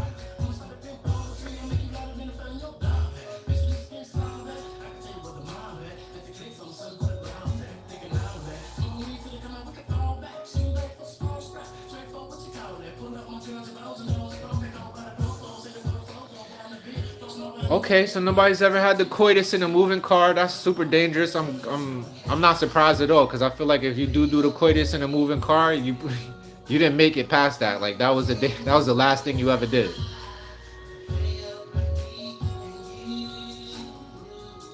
Yo, Cece, you a wild one. Matter of fact, that brings me back. Yo, I haven't heard remembered this memory until now. This is like a 15-year-old memory. Thank you for bringing me back. I was in North Carolina, and my cousin was in the back seat with his girl at the time, and our other cousin was driving, and we was all going somewhere on the highway, and we pull up like close to them, and we see that the windows is fogging up. We like, no, he not.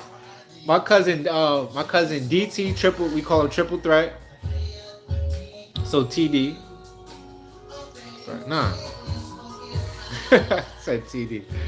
Triple threats is what we call him, cause he could sing, he could rap, and he could dance.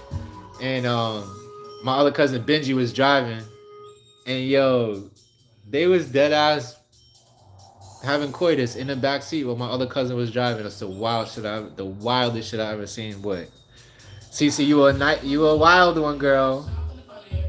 Good times though. I'm sure that's a core memory.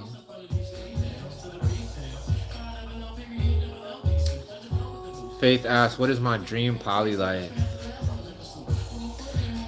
I mean, it's life is a dream already. You know what I mean? It's a roll boy roll your boat situation. So it's not necessarily the poly shit that makes it a dream, but I know what you mean. Like, I mean, just for everybody to be cool. Like, everybody got to be cool. You know what I'm saying? Like, whoever it is, however.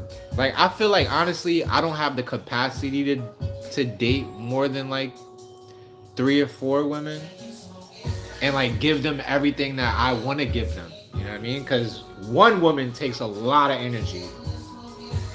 Most of you are women in here, so I'm sure you know that. But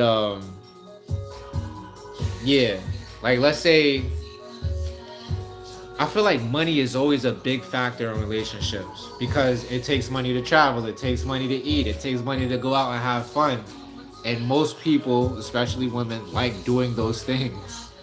So I'm not or not ever been a millionaire. I've had enough money to to take care of a couple of women at a time. Two. But I feel like once even if I'm like a multi-millionaire with like hundreds of millions, and then high-speed travel is, and that's the thing that I said that I wanted to talk about the last time we were talking about polyamory. I feel like high-speed travel changes the game for everybody because when we date, we often date people close within our proximity because it's, like we know we've heard of long distance relationships, but in long distance relationship, like let's say you on the East Coast and you date somebody on the West Coast, or you talking to somebody on the West Coast, it's gonna take you at least 6 hours. Even if you were on your way to the airport, it's gonna take you 6 hours to get to them. You know what I mean? So if we change up, let's say we high speed travel becomes an actual thing. High speed travel becomes an actual thing where you can get across the country within an hour. You can get across an ocean within a couple of hours. That changes dating drastically.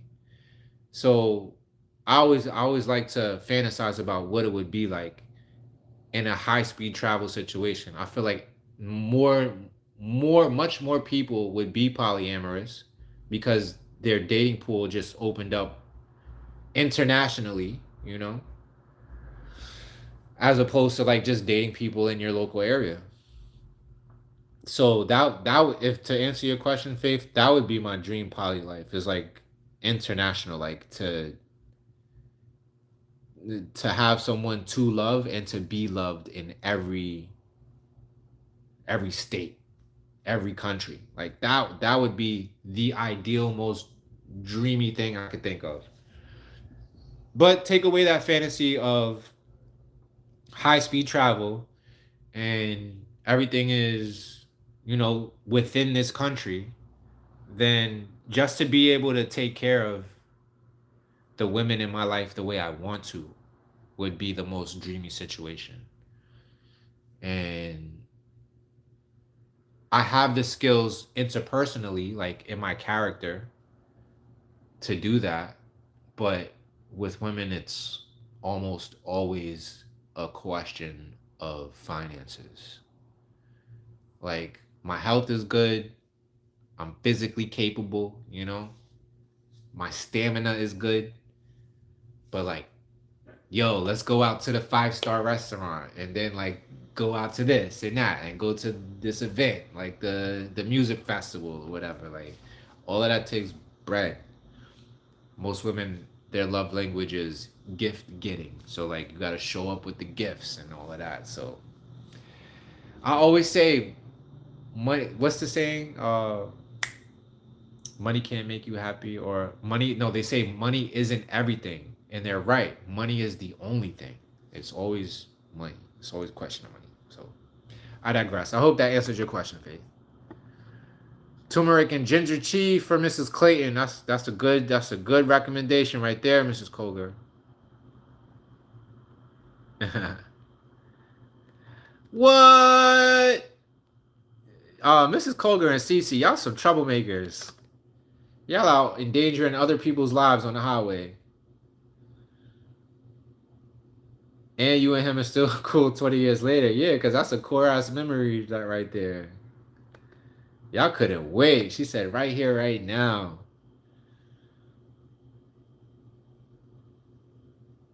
Yeah, 25 years will do it. You're right. You got to keep it spicy. You always looking for new things, I think, and long-term relationships like that. You like, what can we do to keep it spicy?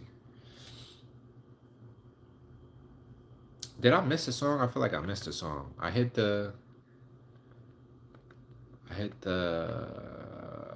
do do do do do do. Here we go. Where is it at? Um,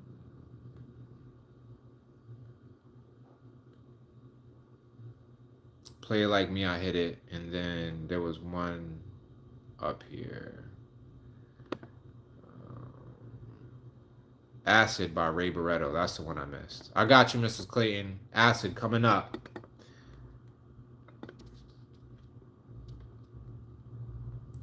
Smart, savvy, and loved. Welcome. I appreciate you sharing that with us. No poly for you because of the drama. It definitely is that. That's kind of why I love it. Not for nothing. It's not that I love drama. I just like to see people grow through the drama. Like for me, one of the most attractive things of polyamory, and this is the type of person I am. Like I have no fear, or I'm not scared of anything. If anything, I look forward to my fear so I can show it that I'm stronger than it. So when I feel jealousy, I look forward to the jealousy because I'm like, I'm stronger than this jealousy. Jealousy doesn't like, what is this? You know what I mean? So I like to observe that hurt. It's kind of like being masochist in a way, like, but let me get to Ray Barretto. What was it? Ray Barretto?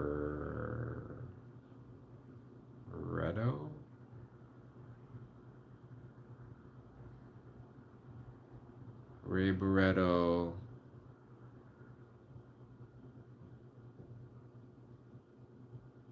Oh, they don't really have Ray Barretto songs on title. Team monogamy. I love that for you.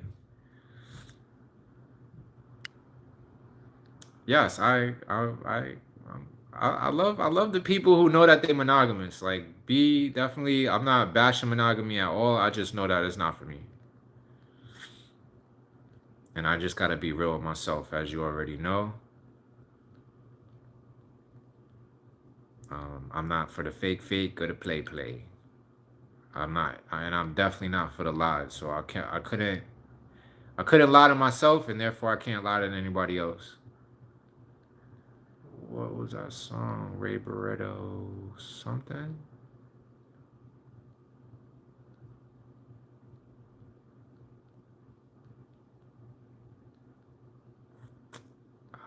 It's so far back in the chat now.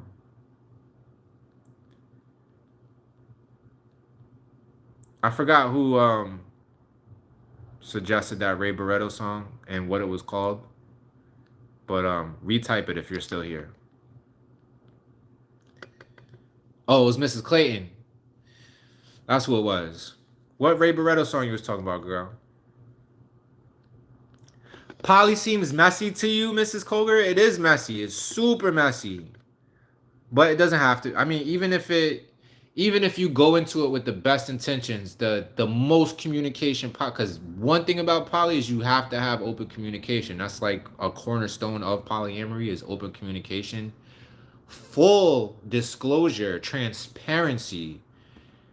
Whenever you whenever you shirk one of those things or try to go around one of those things or admit one of those things, you're not going to have a good time. I know it from experience. Of course, CC. Why would I no, that doesn't make any sense. Why would I be like, "Oh yeah, I'm going to have my partners, but you can only have me?" That's the dumbest shit ever. And there most men, I want to say, who I've talked to about polyamory feel that way. Like they think that they are entitled to multiple women, but their partner or the women in their lives aren't entitled to that. No, I'm definitely one of those people. It's all about equanimity for me. I I know that I can love multiple people, and if someone that I'm with feels like they can too, then I'm all for it, and I will support them. I will even be excited for them when they meet new people, or they, if they can call me up and be like, "Oh my God, I just did this and this with such and so." Like, that's all part of it for me. I love to hear about love.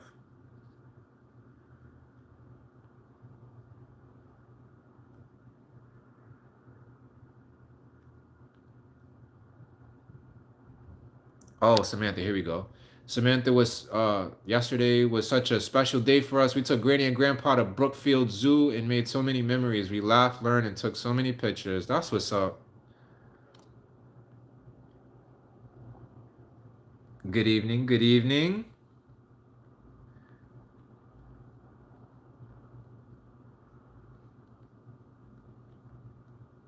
Online dating ruined it for you, Smart Savvy?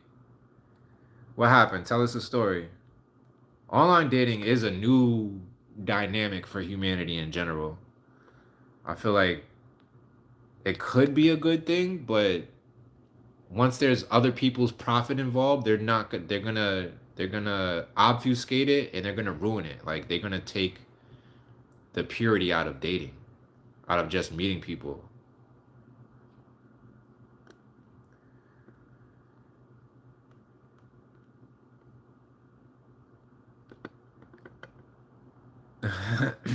Celeste says, I would love to see online dating be a thing of the past.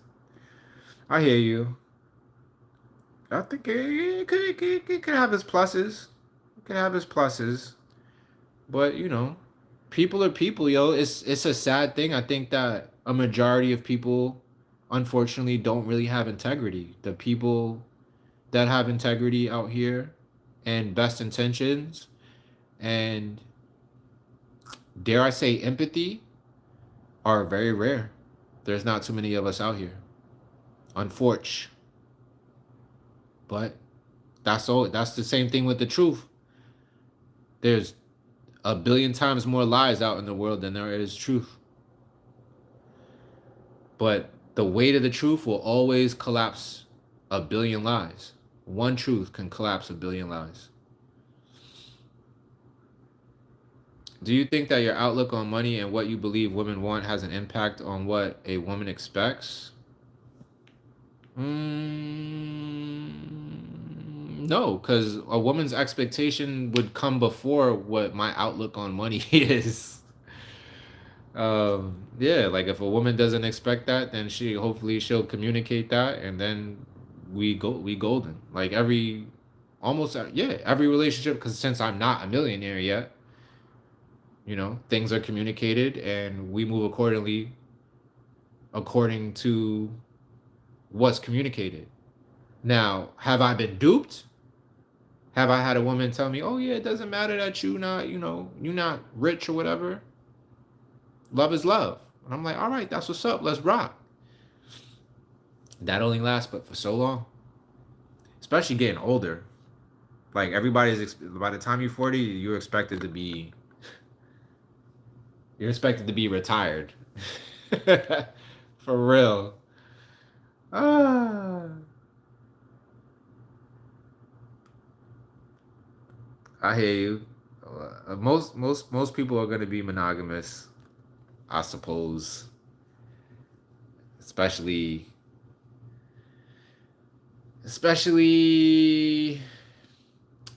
people probably in my circle, because they're here because they witnessed what the relationship. But we were always, from what I thought, we were always pretty vocal about us not being monogamous. And people are still here, so I appreciate y'all for not like shunning me for not following that lifestyle. Just like I accept monogamous people, I would hope that monogamous people accept me being polyamorous. Because it doesn't harm you. It has nothing to do with you. So if anybody is experiencing the brunt of such a decision, it's me. When was the last time you were in a poly? My last relationship was a polyamorous relationship. So here's another thing that I wanted to talk about last time that we're going to talk about right now is just because one is poly doesn't mean that a third, a metamor, is what we call lovers who are not in like the principal relationship. A relationship always starts with two people. It always starts that way. So that's what's called hierarchy polyamory, is where like the first two people always take precedent over people who come in after the fact. It's extremely difficult to not do that, because it's like first come first serve. Of course, people's needs have to be met. They have to feel like they're taken care of. They have to feel like their cup is full. But all of that to say, just because you're in a polyamorous relationship doesn't mean you're not basically just together with each other a majority of the time. So sometimes, I don't want to go into experience, because that partner isn't here in this conversation, so I don't want to like include her in any of the things. But I'm just gonna say, as in general, when you meet a third or a fourth or a fifth or whatever, most of the time those people are what you would call like a unicorn. Like they're okay with you having someone already. Most of the time, I want to say like 95% of the time, women are not okay with you talking to them, flirting with them, and that type of a vibe, being kind of like intimate with them, and they know that you have someone else. That strong, and I feel like I should take that back now, because I've met so many women who have told me that they were with a man and their man cheated on them, and the woman knew that he was with another woman. I don't think there's almost any woman that I haven't met that hasn't had a story like that. So when I say 95% of women aren't cool with that, I kind of want to reel that back a little bit, because there are a lot of women out there who know, are complicit, don't care, and they maybe even do it on purpose for whatever reason. But to circle back to what I was originally saying is, most of the time you're not going to find a woman who's okay with that, and if you do, the vocabulary of the polyamory community calls that a unicorn, because it's such a rare thing. So, and very often that doesn't lead to like an actual relationship, like with the three of you. So, and that's why I said earlier also is that it would be cool. For me, it's actually, it has to be that way. Like everybody's gonna know about each other. I'm never gonna hide one of my partners from the other one. Like that's not polyamory. That's cheating. So everybody knows about each other. Hopefully they can be cool. They don't have to. I've read about relationships where the metamor isn't cool with like the principal partner. They don't click, they don't get along, but they still have a relationship. So I've read about that, never seen it in real life. I've barely ever seen polyamory practice with my own two eyes with other people, period. Like I am the trailblazer in my reality, and I'm okay with that. But yeah, I say all that to say, in my polyamorous relationships, it's always been like a unicorn type of a situation. There have been times where the metamor is cool with my principal partner and everybody gets along, mostly.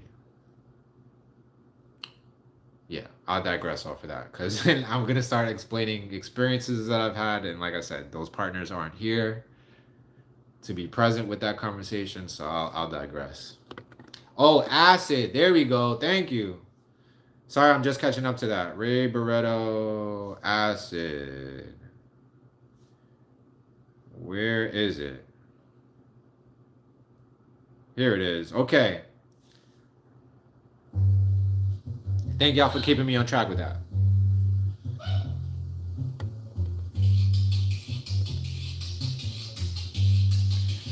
I think you haven't met the one that captivates you to be in love with one woman. That's a fact. I mean, pause. I agree with that quickly, because I think of that sometimes. I'm like, maybe I just haven't met someone who's gonna captivate me, to use your language, to be like, oh, I just want to be with that person. And I doubt that I ever will. And that's why I stand on me being polyamorous. I don't think that a woman has that capability. I'm still thinking about it. Let me process.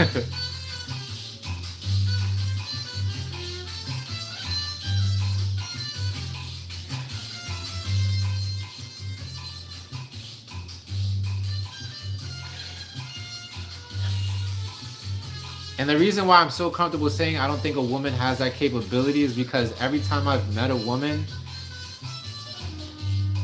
who has that potential to captivate me, to be like, yo, I'm all about just you, I always get done dirty. And that has defeated my ability to trust. I hope I'm making sense right now, because I'm processing this thought. I'm getting the download. That has diminished greatly my ability to trust any single individual, period, in life. And so we have to revisit the financial situation. So as Matt gets richer, Matt is getting richer and will continue to get richer, that is going to greatly diminish my ability to trust even further, because now I'm always going to be looking at women like, oh yeah, you act like you here for me, but it's really just all of this stuff that I have that makes you comfortable. So you feel the quagmire that is being a man? Being a man is washed up. I don't wish it on anybody. But yeah, it's unfortunate. So if a woman was ever to have that capability to captivate me, to be like, yo, it's just you and just you forever and ever, she has to meet me where I'm at, in the mud. And I don't think that's ever gonna happen. So, c'est la vie. Maybe it could have happened when I was like a young man. But young women are not about that. Young women, I mean, not to say that you aren't. You probably were one of the very rare few, Mrs. Koger. And that's why you've been married for the amount of time that you've been married. You know what I mean? But those women are like, what's it called? 1,000th%. You don't come across them ever.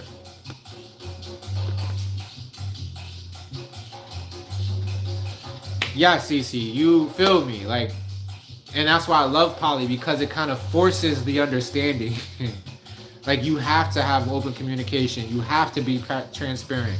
You have to have tough motherfucking conversations. You have to say the shit that you really don't want to fucking say. Nobody ever wants to say to their partner, to someone that they love, that, yo, I have feelings for the next one. You don't want to say that. It hurts.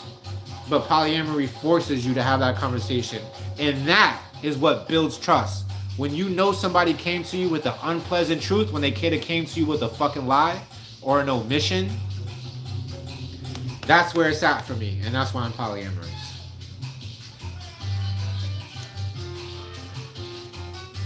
Samantha says, what's your level of education and what's your job experience? Curious. So I've been working since I'm 14. I've had copious amounts of entry-level jobs. I've had a handful of high-level management jobs. I've had one ownership of a company, co-creation of a company that started from the ground up, despite what you hear from the internet. So I hope that answers your question. As far as education, I've had some college. I went to college for a year and a half, kept a 4.0, but had to drop out because I was underage. And when you're underage and you're on financial assistance for college, they make your guardians or caretakers, in this case was my dad at the time, he had to have tax returns, and he didn't have the tax returns. So when they found that out, they took away my scholarship and all of that, and I had to drop out. And that was the last time I enrolled in a college. I went to multiple trade schools after that. I got a bartender certificate. And that was like a 6-month trade school type of a situation. I went to a school called IR, Institute of Audio Research, which was a big, like, landmark for musical or engineering, like studio engineering. And yeah, I've said that a bunch of times on here. So I probably have like 6 years worth of, not 6 years, like 4 years of after high school, like higher education, I guess you want to say. Yeah, so that's the answer to that question.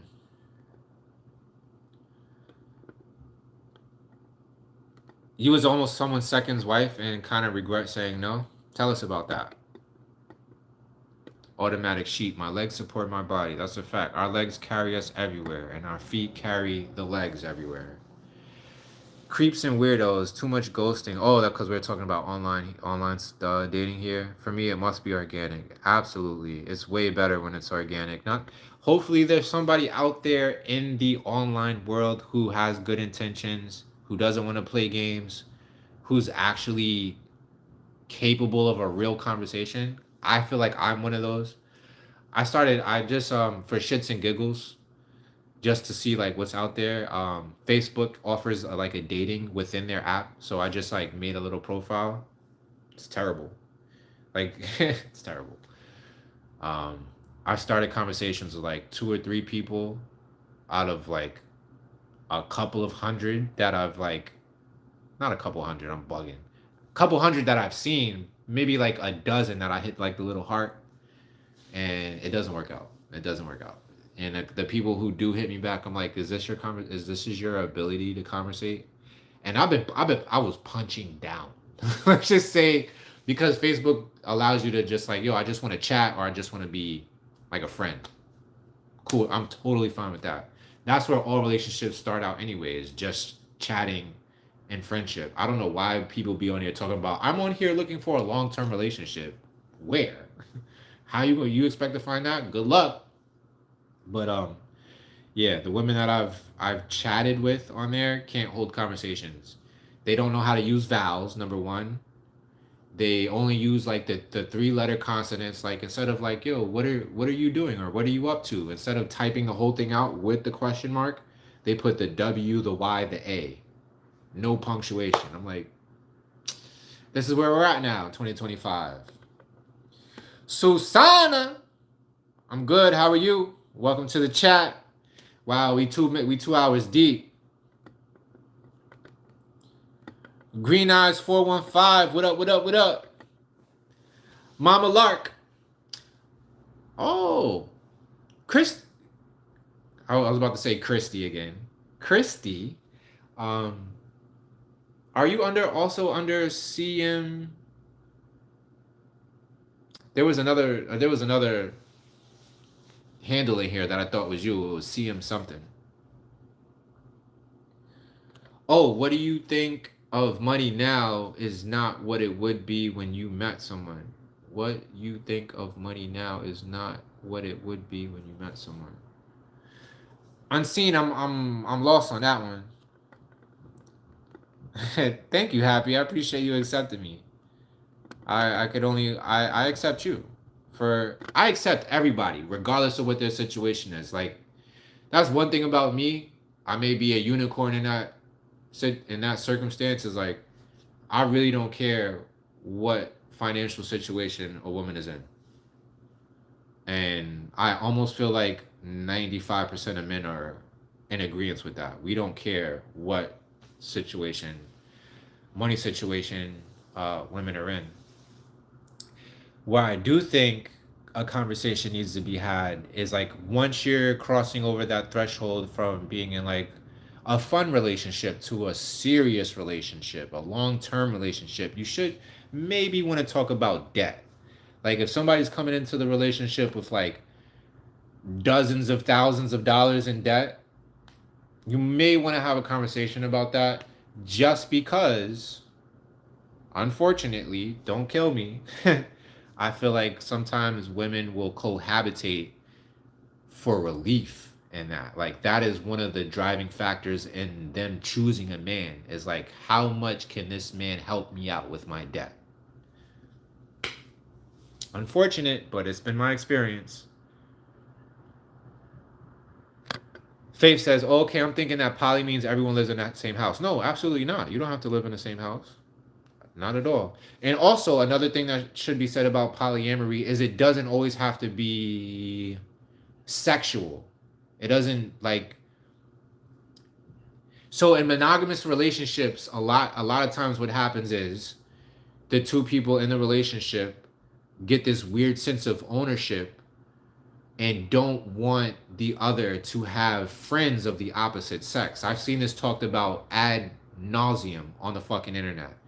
They feel like their partner should not have friends of the opposite sex. That, unfortunately, to me, is possession, and it'll never happen to me. Like, you're not gonna stop me from having a friend just because they're an opposite sex. And also, what happens is you become friendly, and you have so much of a friendship that, not like, you're sharing common interests. Like, let's just use anime as an example. Let's say, as an example, in an alternate universe, Matt is monogamous but has a friend who is a woman who likes anime. But my partner, who I'm monogamous with, doesn't really fuck with anime. They will get jealous just because me and my anime loving friend talk about anime. That is where I think a lot of, like, that's just a broad example of where monogamous relationships go wrong, where admitting that you're polyamorous, Like love doesn't always have to be sexual, y'all. We got to get over that. But like having a deep love and affinity and an adoration for another being of the opposite sex would kind of include you in the polyamorous category, because you really love this person. You want to spend time with them. You want to check up on them. You want them to check up on you. You would be hurt if they fucking disappeared and died, or just like ghosted you, and like, so that also is polyamory, and I don't think enough people understand that. It doesn't always have to be like sex. People think polyamory are just a bunch of hoes. Polyamorous people are just a bunch of hoes, but it ain't like that. It's really just you knowing that you can love more than one person. That's really what polyamory is down to its essence. And love them at the same time is another thing too. A lot of people get it fucked up because they think you're only supposed to love one person and give them all your time and attention at once.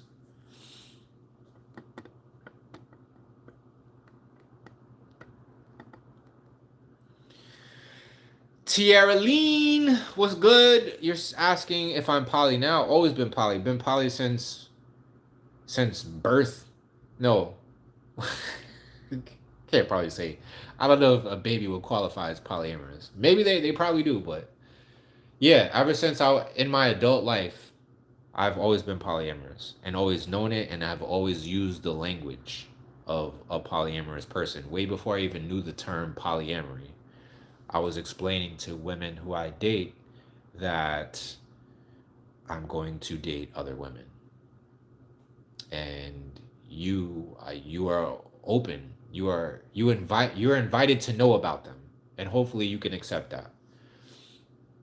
And it's saved me a lot from bullshit, because just because somebody will not be okay with that doesn't mean that that's not what they wanted to do. You know what I mean? They want to participate in a facade and still go fucking play games. But if you're open and honest with that, a lot of people aren't ready for that. 4K by El Alfa. I got you, Happy.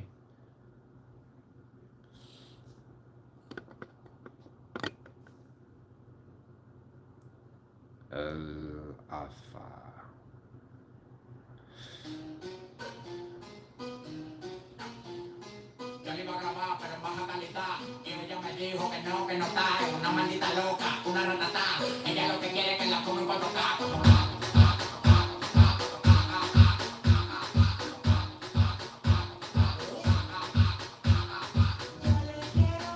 I'm loving this shit. I love this reggaeton shit.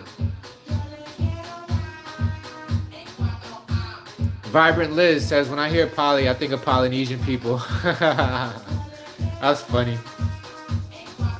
But true and exact at the same time. Is it Virgo season already? Let's get it.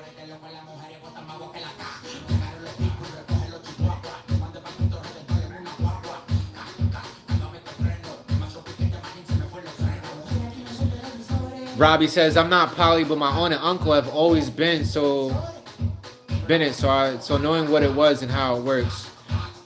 That's what's up. That's what's up. I'm happy you had a model for it. I wish I had a model for it, especially to see a relationship that's aged into the long term, the whole while being poly. I actually low-key think one of my older cousins and his wife is poly, but they don't tell nobody because they're afraid that nobody's gonna understand and or look at them funny. But I've always had a suspicion.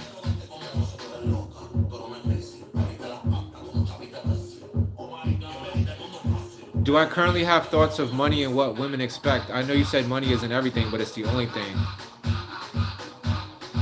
My thoughts on money and what women expect. Well, I definitely stand on the statement of money. Women expect men to have money. They don't expect men to be broke.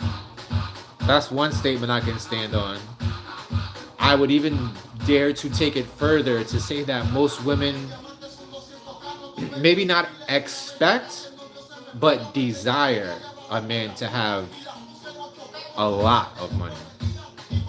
They don't want him to just be getting by, if you know what I mean. Which is unfortunate because realistically, most people don't have a lot of money. But if you let the Instagram and the internet fuck with your head enough, you will start believing that all of these niggas out here got mad money.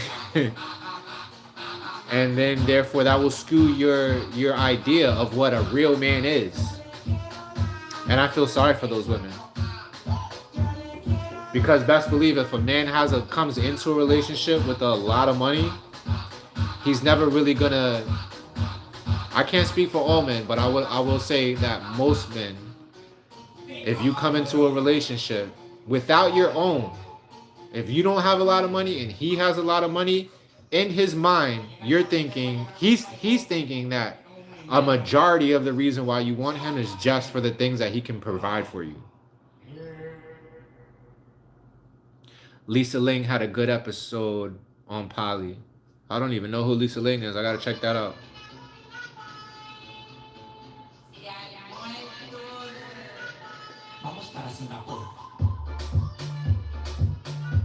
I like Alafa. I never heard of this. I gotta check this person out more.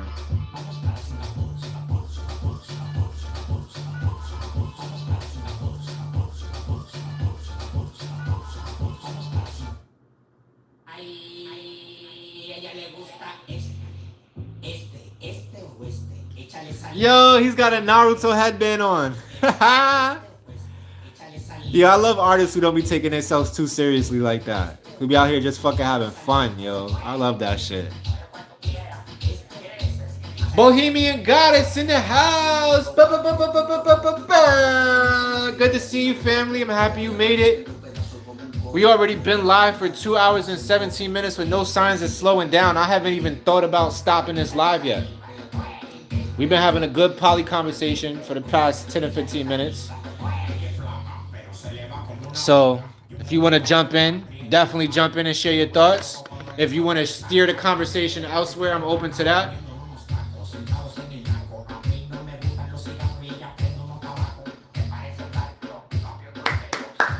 Cece, you hit the nail on the head.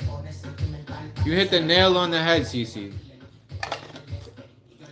Cece said, one of the reasons I like the idea of poly is to bring our money together, because money for some reason is a huge fucking aspect of all relationships these days. And the reason being, I can imagine, is because money is so hard. It's not hard to get, but it can be hard to get if you don't have access to things. And a lot of people don't know, when you're not financially well off, it's actually more expensive to live. So... And I'll give you a reason why I say that. Let's say you have millions of dollars, right? Let's just say toilet paper. You could buy toilet paper by the bulk, and it's cheaper because you bought it by the bulk. But let's say you're living check to check, and you want to go get toilet paper. You can only get one little case, which is a lot more expensive than if you would have bought it in bulk. It's called ghetto tax, and a lot of people need to understand that being in poverty, or just, I want to say, anywhere from, if there is a such thing as a middle class, from middle class lower to the, let's call them underclassmen, it's so expensive. And that requires people to pull their resources together, their expertise and their skills together, and create something more for themselves, using each other as fulcrums, as conduits, as generators of energy. And I'm going to digress off of that, because I was about to go into a whole little spiel about my last relationship and why that was...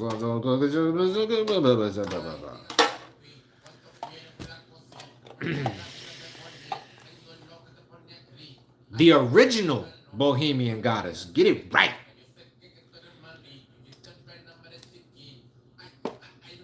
Thank you, Cece. We here. But I've thought about it a lot too. Like, and I'm sure when this live is over and I'm laying my head on my pillow tonight, I'm gonna think of a better or more shit that I could have said than I just did. That always happens to me.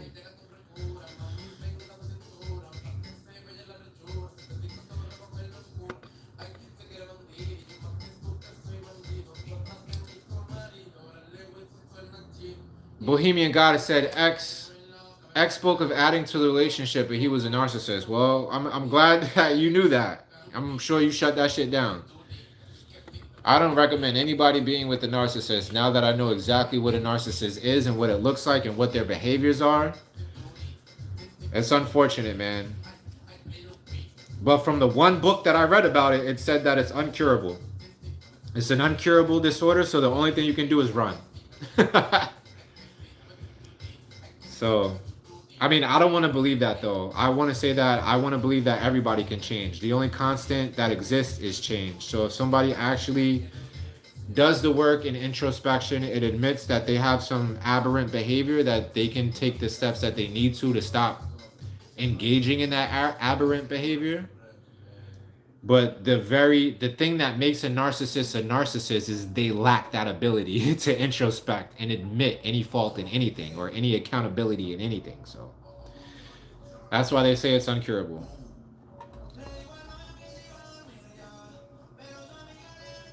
I recently got a book, The Energy of Money. Not into it yet. That's what's up. I love that you're still pushing through. I've had a lot of books that I pushed through that I was not into and ended up enjoying them. Actually, now that you say that, I'm glad that you said that. Give me a moment. Let me go get this book. Yeah, let me go get this book real quick. Oh, snap.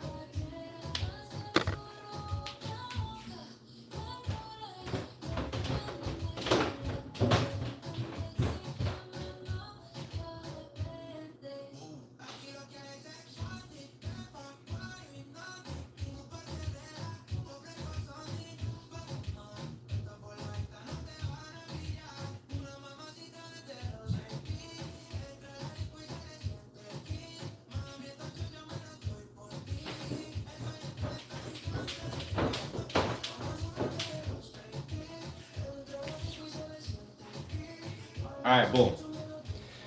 So,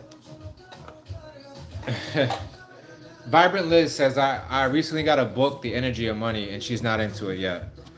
And I just wanted to applaud her because a lot of times books that we first get into, they're just we feel like they're not for us.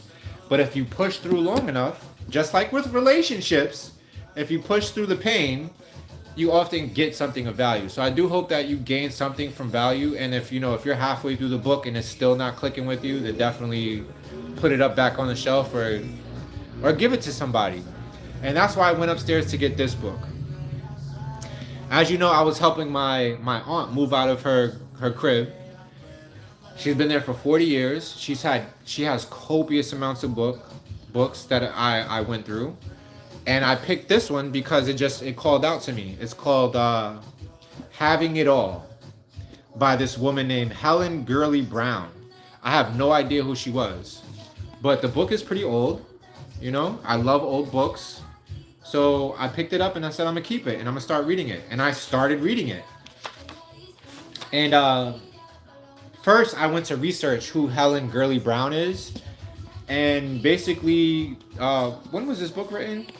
She is a longtime editor of Cosmopolitan magazine. Just so you know a little bit about her. Oh, this book is from 1982, okay? So that I had to take all of that into account. This woman was an editor of Cosmopolitan magazine. If you don't know anything about Cosmopolitan magazine, I'll enlighten you. It's basically a magazine that caters to single women.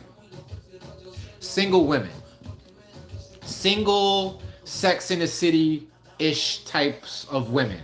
That's what Cosmopolitan magazine caters to. And she was an editor-in-chief of that magazine for maybe like 20 years. She wrote this book, Having It All. I didn't know any of that about her when I picked the book up and took it home. So I start reading it. It's called Having It All, Love, Success, Sex, and Money. Even if you're starting with nothing. I was like, oh, okay, I might get something from this book. You know what I mean? And as I started reading it, automatically I was like, I kind of like her writing, but I could tell right before, like I could tell that she's not someone from my cloth of life, if you know what I mean.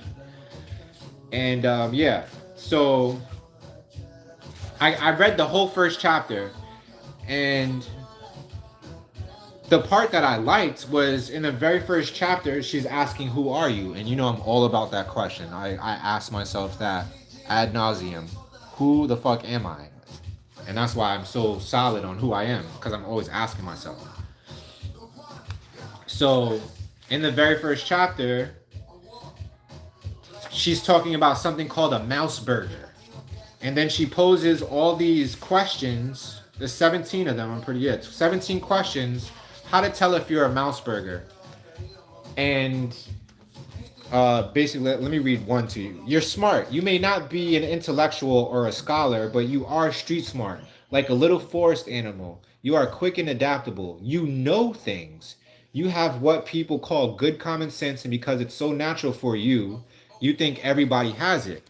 So just from that one, I was like, I like this book. I like where she's going. But fam, as I got through that first chapter into the next one, I was like, this book is not for me. This book is for women, most likely single women, most likely young single women. So if you're in the chat right now and you want a free book from Helen Gurley Brown, the editor-in-chief of Cosmopolitan magazine for like 10 or 15 years, written in 1982, if you want this, I will cover the cost to send it to you. How about that? How many people you know just give away books and will pay for the shipping and handling? Just write it in the chat if you want it. But I will say this. I don't want to send you the book and you just let it sit. I don't want you to be one of those people. I know too many people like that who just have books. They don't read them. They just like pretty little decorations on their bookshelf or whatever. I want you to read the book. I expect a full book report.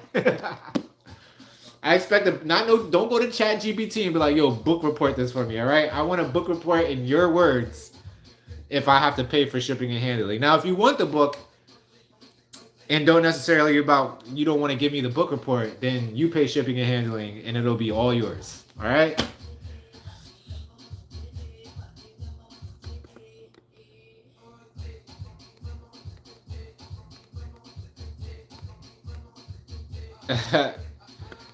That is an interesting saying, Bohemian Goddess. You said, happy feet, hey love, so happy to be a part.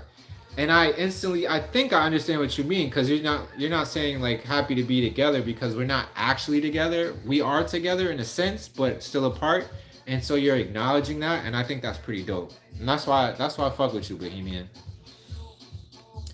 Faith said I had to leave, but now I'm back. Oh, you probably missed a whole bunch, but it's all good. You can see it on the replay one of these days. I'm just catching up to this. You said run. Unseen said, okay, I was asking if you think your current outlook on money and what you believe women want has an impact on what a woman expects from you. Oh, okay, I think I see what you're saying. I don't know if I answered that the last time I tried to answer it.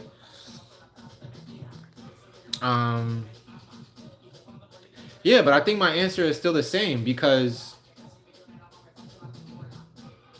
in order for it to have an impact on what a woman expects from me, it has to be a conversation. We have to talk about what my outlook on money is. And yeah, as far as a woman having it, you already know. As far as me having it, my only outlook on money is I need more of it, and I'm going to get more of it.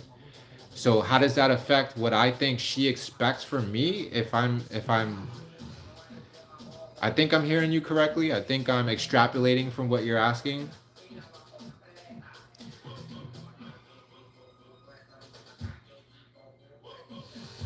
Yeah, after the conversation is had, it probably does have an impact on what she expects from me. Hopefully, hopefully she just loves me for me, or wants to be around me for me, and not because she thinks that a bag is just coming down the pipeline. You know what I mean? At some point. But also, that being said, what I expect, if a woman believes in me, then that belief kind of encompasses the expectation that a bag is coming down a pipeline, if you know what I mean. Because I don't expect to be in this underclass situation for too much longer. Like I already have things in place that are taking me to the fucking moon on a rocket ship. This is my house. Let's just start there. Even though I live with my dad, both of our names are on the title. So let that be known. I have another investment property also in Jacksonville, but it's tied up in litigation. That's why it's not generating any income right now, because there's a squatter in the house. So it's been tied up in litigation for like 4 years now. Hopefully it's coming to an end. Another reason why it's taken so long is because I wasn't really on top of it. I was hoping that things would take care of themselves, or my dad would be able to do it. But my dad is 74 years old, and he's got his own life. So basically, my dad and I have been paying for someone to live rent, mortgage free, tax free in a house that we own for the past 4 years. So I'm just saying that to say there are things that I have that I don't necessarily like gurgitate, that are in place for me to excel my financial position in life, if that makes sense. You know what I mean?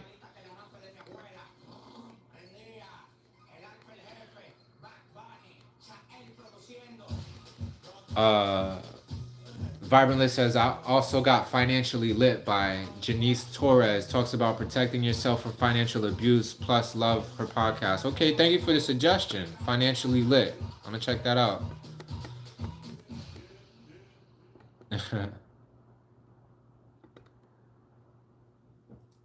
Okay, Happy, you want to switch it up to the Mary J? Yonkers! Say less. You ain't never got to tell me twice. I love Mary J. Blige.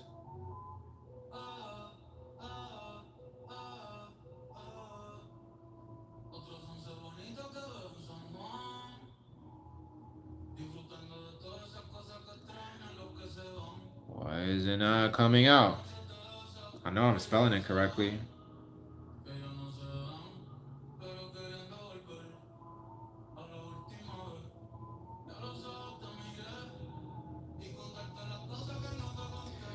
Yeah, title for some reason doesn't have Love at First Sight. Do you know what album it was on?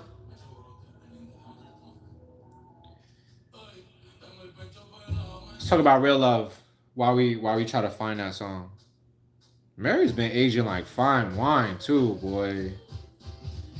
And she was in some random ass Netflix series a couple years ago. It was like a sci-fi series. I saw her in it, and I was like, "Go, Mary!" I was so proud of her. Our girl Mary getting her acting chops out. Ray Bay was good. Are we going for 3 hours today, chat? Are we going for 3 hours?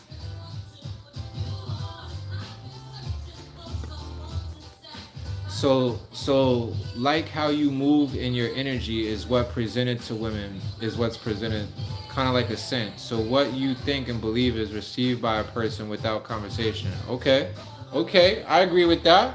I got no discrepancies with that, Unseen. Amun Ra, the Titan God, haven't seen you in years, bro. How's your princess? Amun Ra, I wish I knew. I'm happy that you're here and you haven't seen me in a couple years. If you haven't seen me in a couple years, you see I cut the locks off. Where princesses are great though. They're doing fantastic, yo. I have 2 now. You might not have known that. I have a 1.5-year-old.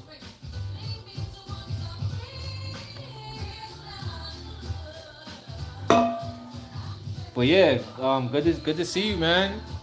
And that's what I mean. I feel like me going live every couple of days is like waking my account up on YouTube, and people who haven't really checked for me in a while are starting to see me. And a lot of people are choosing to, go stage left, and that's fine, that's cool. But also I hope that I reinvigorate the people who have been here for a while. Check me out, yo. I got mad vlogs. If you haven't seen me in a couple years, that means you missed out on a lot. So I have been vlogging for the past, I started YouTube, like making my own videos in 2021 in August, and I've for the most part been consistent. Like during the pregnancy of my last daughter, I wasn't so consistent because I was very much into the business that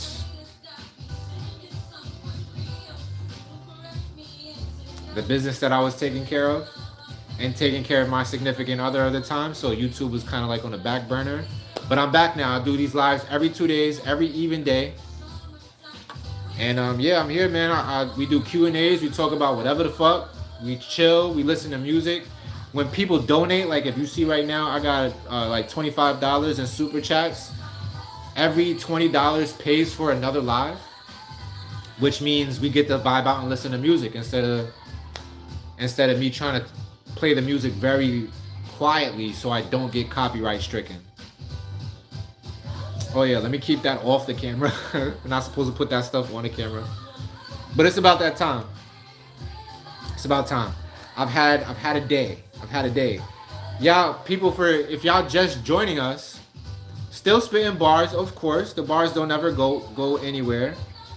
But if you're just joining me within the past hour and a half, because I talked about this within the first 30 minutes, I don't know if I got fired, but I definitely quit today. I tried to give them my 2 weeks, and they were like, nah, today could be your last day. And I was like, all right, I guess that's what it is. But I got the fuck up out of there. And the only reason, of course, as you can extrapolate, if somebody quits their thing of employment, that means they had a day. And I definitely had a day today. It didn't have to go that way. I thought I was having a great day. But management does not know how to be professional. And I do not stand for disrespect of no shape, form, or fashion. And the slightest hint of disrespect, I let people know, hey, this is disrespect. So, do what you want with that information. And a lot of times when you tell people that they're disrespecting you, they tend to double down on the disrespect. Instead of apologizing and say, I did not mean the disrespect. So, yeah, that's what happened today. And that's why your boy is almost 3 hours deep into his live today, yapping his mouth, and now grinding up some herbs.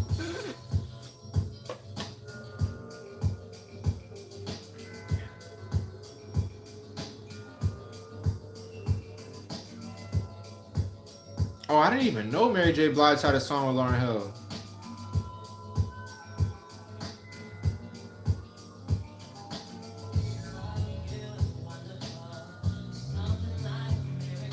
Fire. Yo, not for nothing. Looking at this picture of Mary J. Blige. Let me see if you can see it. You see that scar she has right under her eye? I don't know what it is about that. But I like scars. I think that shit is sexy. I think that shit is sexy. I don't know what it is. But I really appreciate that. Oh yeah, I was supposed to be playing Foxy Brown. So y'all don't hear me tapping on my grinder. Foxy Brown. Happy feet. Where'd she go? Tables will turn.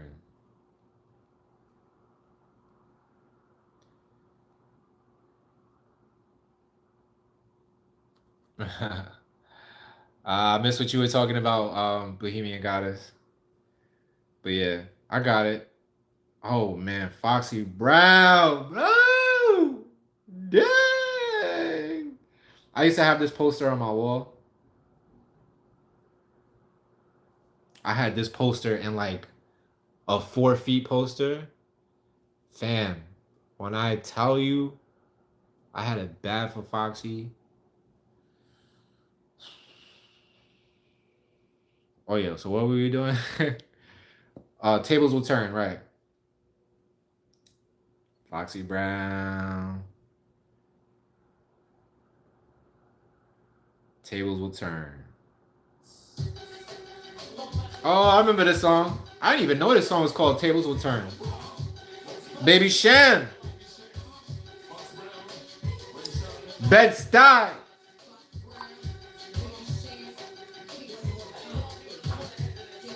This is one of her biggest songs too, if I remember correctly.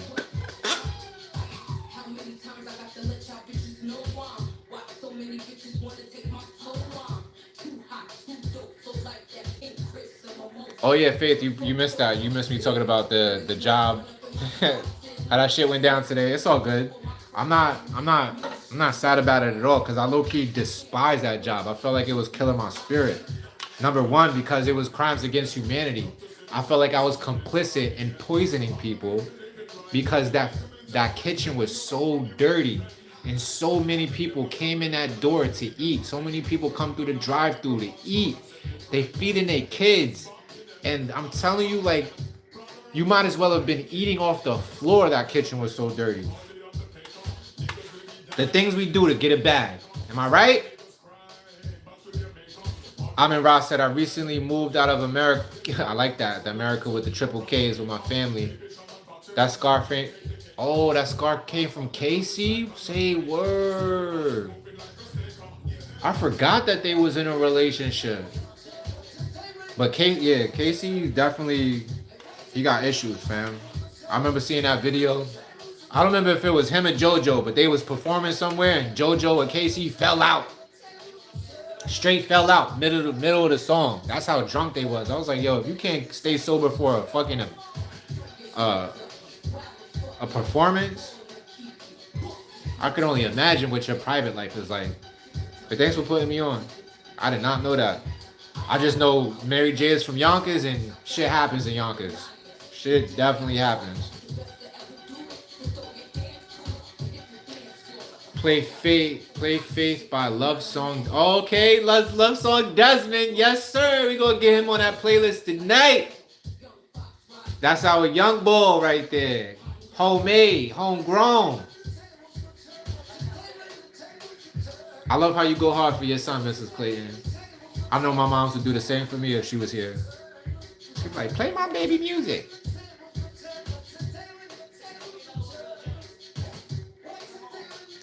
Oh, where, Mrs. Clayton? You got the homegrown?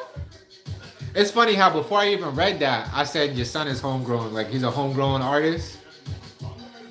But then your next sentence was, I love my homegrown. If we live close, I'll hook you up. Don't worry, we're going to get this in-person meeting cracking one of these days. Remind me where you at in the world. You another one of these Chi-Town people I got in my chat all the time. I feel like so many people that jump on here from Chicago. I used to have that album cover on my wall with the Leah, yeah, Lil Kim, and the insert poster, the Big Pun album with the Naked Statue of Liberty. Yo, you brought it back. Yo, I remember that.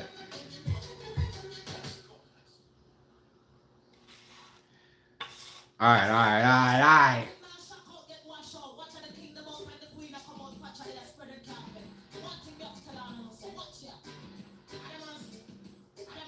Out of mercy. Oh, matter of fact, I just gotta hear that drop. Let me hear this drop one more time. I love the way reggae songs drop. They always drop so hard.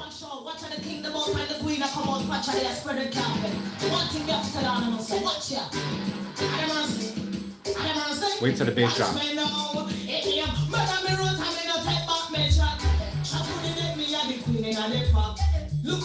What is that? What is that? That's like a synth of some kind.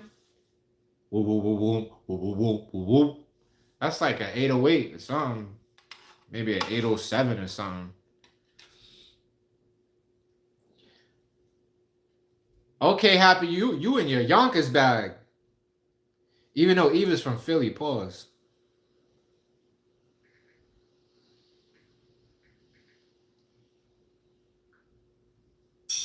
You gotta shake your ass.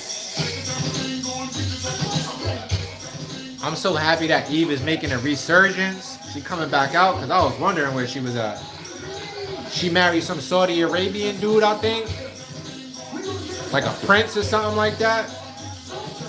She did it way before Rihanna. And just disappeared because she was living that good life. Oh, that's right. You in Arkansas. Okay. Wasilla. Never even heard of it.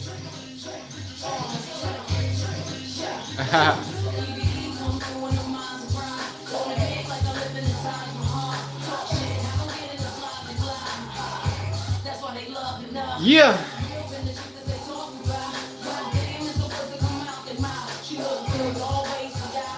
Shout out to all 13 people. If you in here and haven't hit the thumbs up yet, please do that for your man. I'd appreciate it.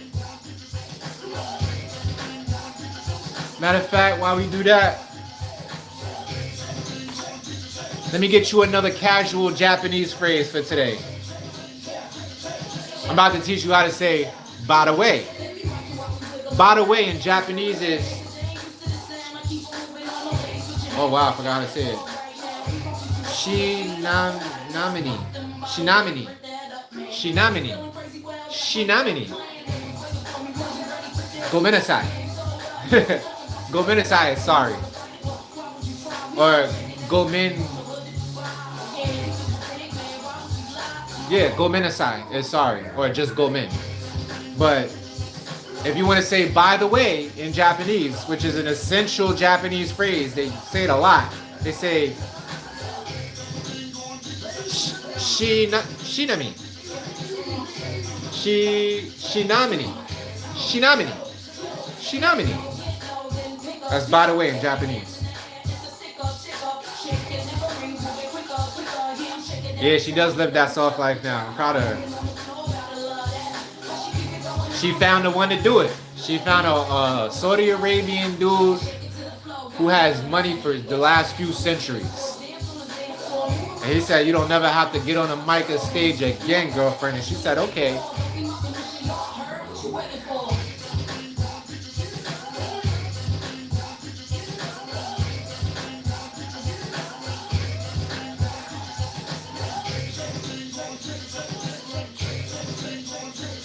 So we gonna start closing out the live. I've never done a 3-hour live before, but we did it today. Thank you all. We're gonna close it out in the next 13 minutes, you heard? I always appreciate y'all coming through. I try to keep these things like an hour long, but today was one of them days, and we went a whole 3 today. We're about to go a whole 3. We are about to go a whole 3 hours, a 3-hour chill session with my peeps, with the community.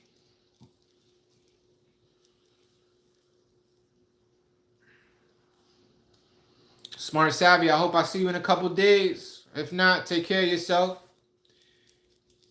I will be here since I ain't got no job no more. I mean, I do have a job. My job is YouTube. I got a book coming out on my birthday, baby. Tighten it up every day. Every day I'm tightening it up more and more. If I wasn't such a perfectionist, it would have been out at the beginning of this month, but I needed to be right. I needed to be right. Hello, Arthur Morgan. Thanks for dropping by. Good to see you.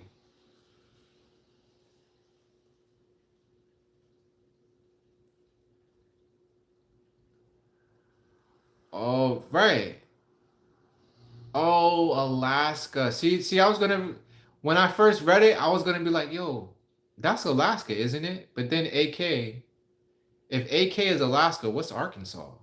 Arkansas is AR. Oh, okay. Yes, I remember you driving and you having to go through the thing, and you was going to the Alaska State Fair, right? Was that you? That's what's up. Thank you for reminding me. But boy, oh boy, you can grow out in Alaska? I don't know why I thought Alaska is all snow. But maybe you're doing an indoor, so you might be doing an indoor. Oh, that makes sense. What is true? 3 question marks. Hey, welcome to the live. We just closing it out. I'm only gonna do this for another 10 minutes. Unless somebody sparks up some real interesting conversation. You know I can't say no to some interesting conversation. But I've been yapping for 3 hours, so my voice is even starting to get raspy.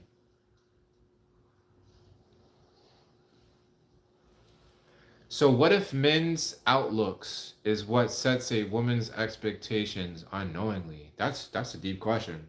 I have no answers for that. I got you, Happy. I'm curious to know, how did you find me? What is true? Was it because YouTube suggested me suggestion suggested me? I'm interested to know. I haven't had a new subscriber in like a month and a half. So if you know, if you feel called, subscribe. If not, it's cool. I'll always be here. I do these every 2 days.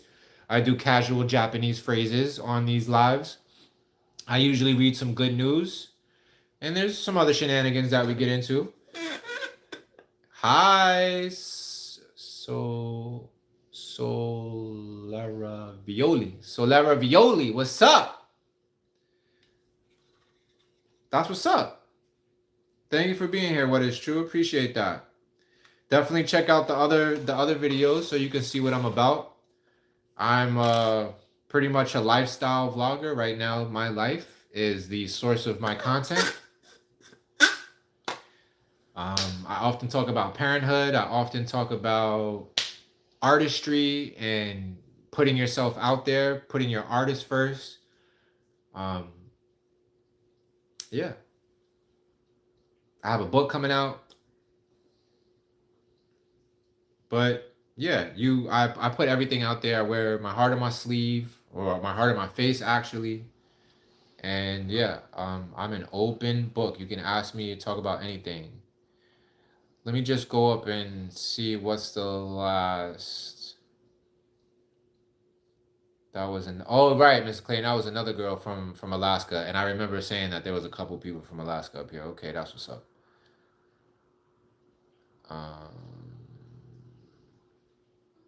This by Kelly Rowland. I got you. Like This by Kelly Rowland. Kelly Rowland. I put Toland.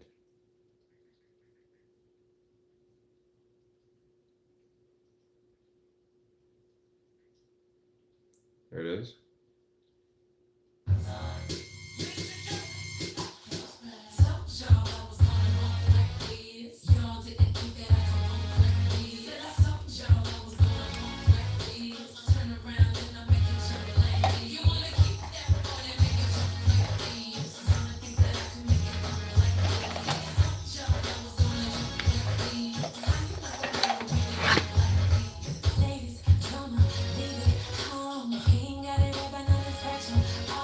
I love Kelly Rowland's voice.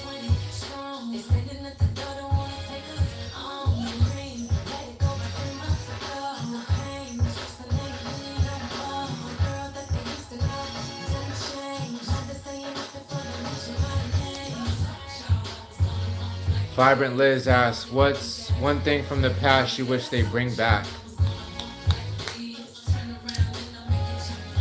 Oh man, I mean, is it even possible for them to bring these things back because of the internet? I miss the chat rooms that we used to call in. Like if you had a home phone, you would call into these chat rooms. Like one was called the Baltimore Raven. I miss that. I also miss.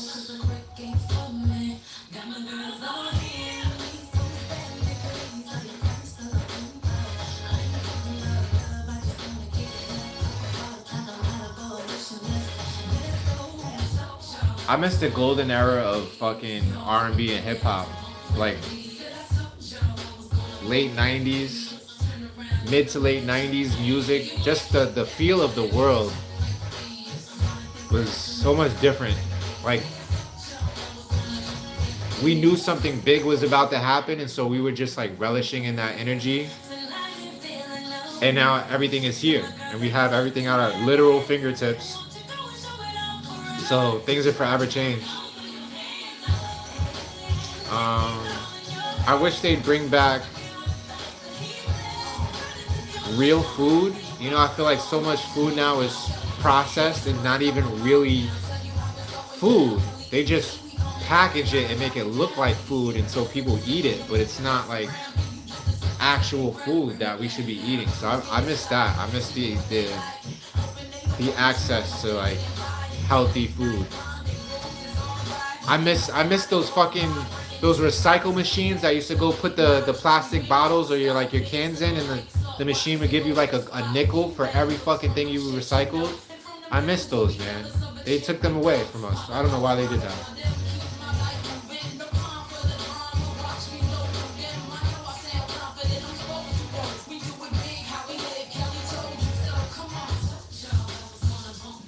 Chena Hot Springs is off-grid where everyone goes to look at the northern lights. They use the garbage from the resort for all of the power. You should visit in summer. I will do that. Thank you, Mrs. Clayton. I don't even, that's cool. They use the garbage from the resort for all the power. So they use renewable power off of garbage. That's really cool. Solera Violi, welcome, welcome.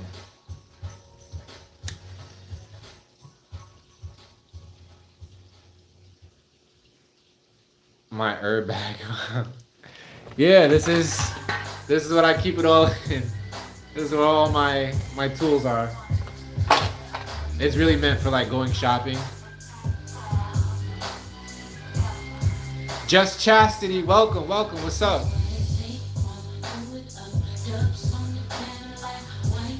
There's herb dust all in the bottom. Yo, you said it, Liz. You miss people making mixtape CDs and letters. I still write letters. I definitely still write letters all the time. I haven't made a CD, unfortunately, since like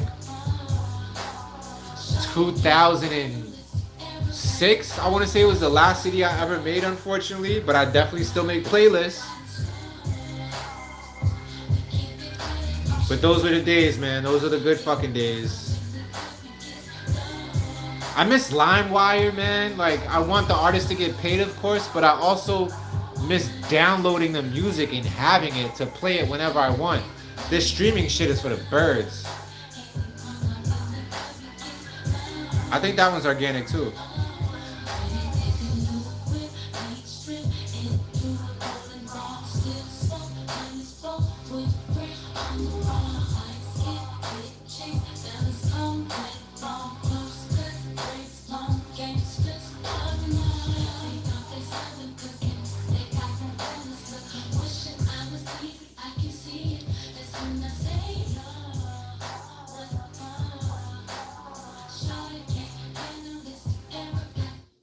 Like, oh, those are good times. When Ciara first came out, you remember that? She was dancing her ass off.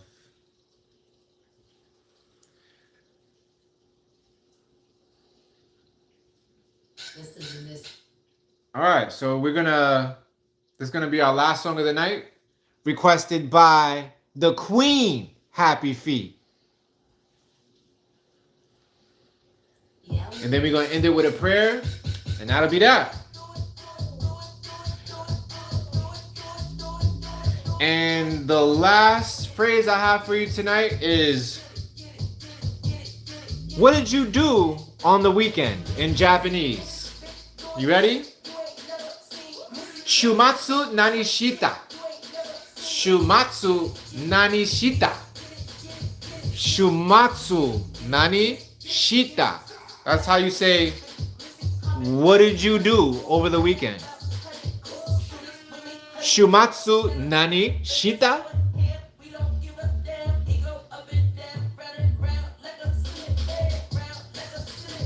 Round, round.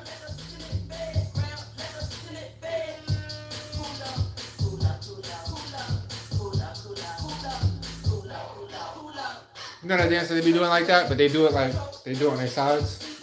They slap their legs. I really like that dance. I gotta learn how to do that one.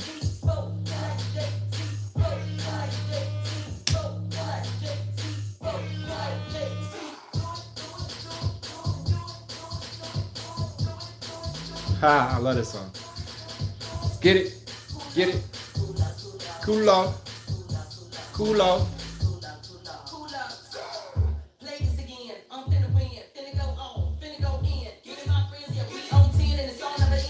The last song of the night. The last song of the night.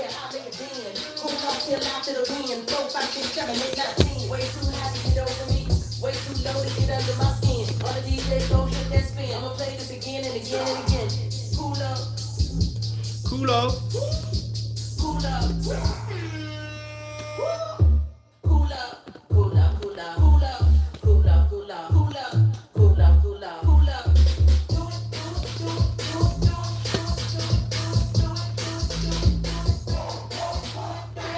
All right, hit the dance one time. I think the song is over. Yeah. All right. We hit that dance for a good time. Always remember to stay in motion, y'all. Do remember that we do these every 2 days. And I will see you guys on what? Tuesday. And who knows what I have in store. Always going to be some casual Japanese phrases. Always going to have some good news for you. The next live has been paid for by Mrs. Nettie. And I think Mrs. Koger also chipped in for that. So thank them once again. Who paid for this one? Brianna Ramos paid for this one. And Happy Feet paid for this one. So very lit, very lit. I appreciate you all. Let's get this prayer in. Go smoke my joint. And that would be the night. So this prayer is for you, the one of us that is many. Thank you for joining me on this community, this commune of community. I'm wishing you all peace, happiness, prosperity, progress, persuasion, health, wealth, upward spirals, longevity, divine alignment. Did I say joy? Definitely joy. More joy. We can never get enough of the joy. We are joyful. We are infinite. We are forever. We are endless, timeless. We are God, whether we believe it or not.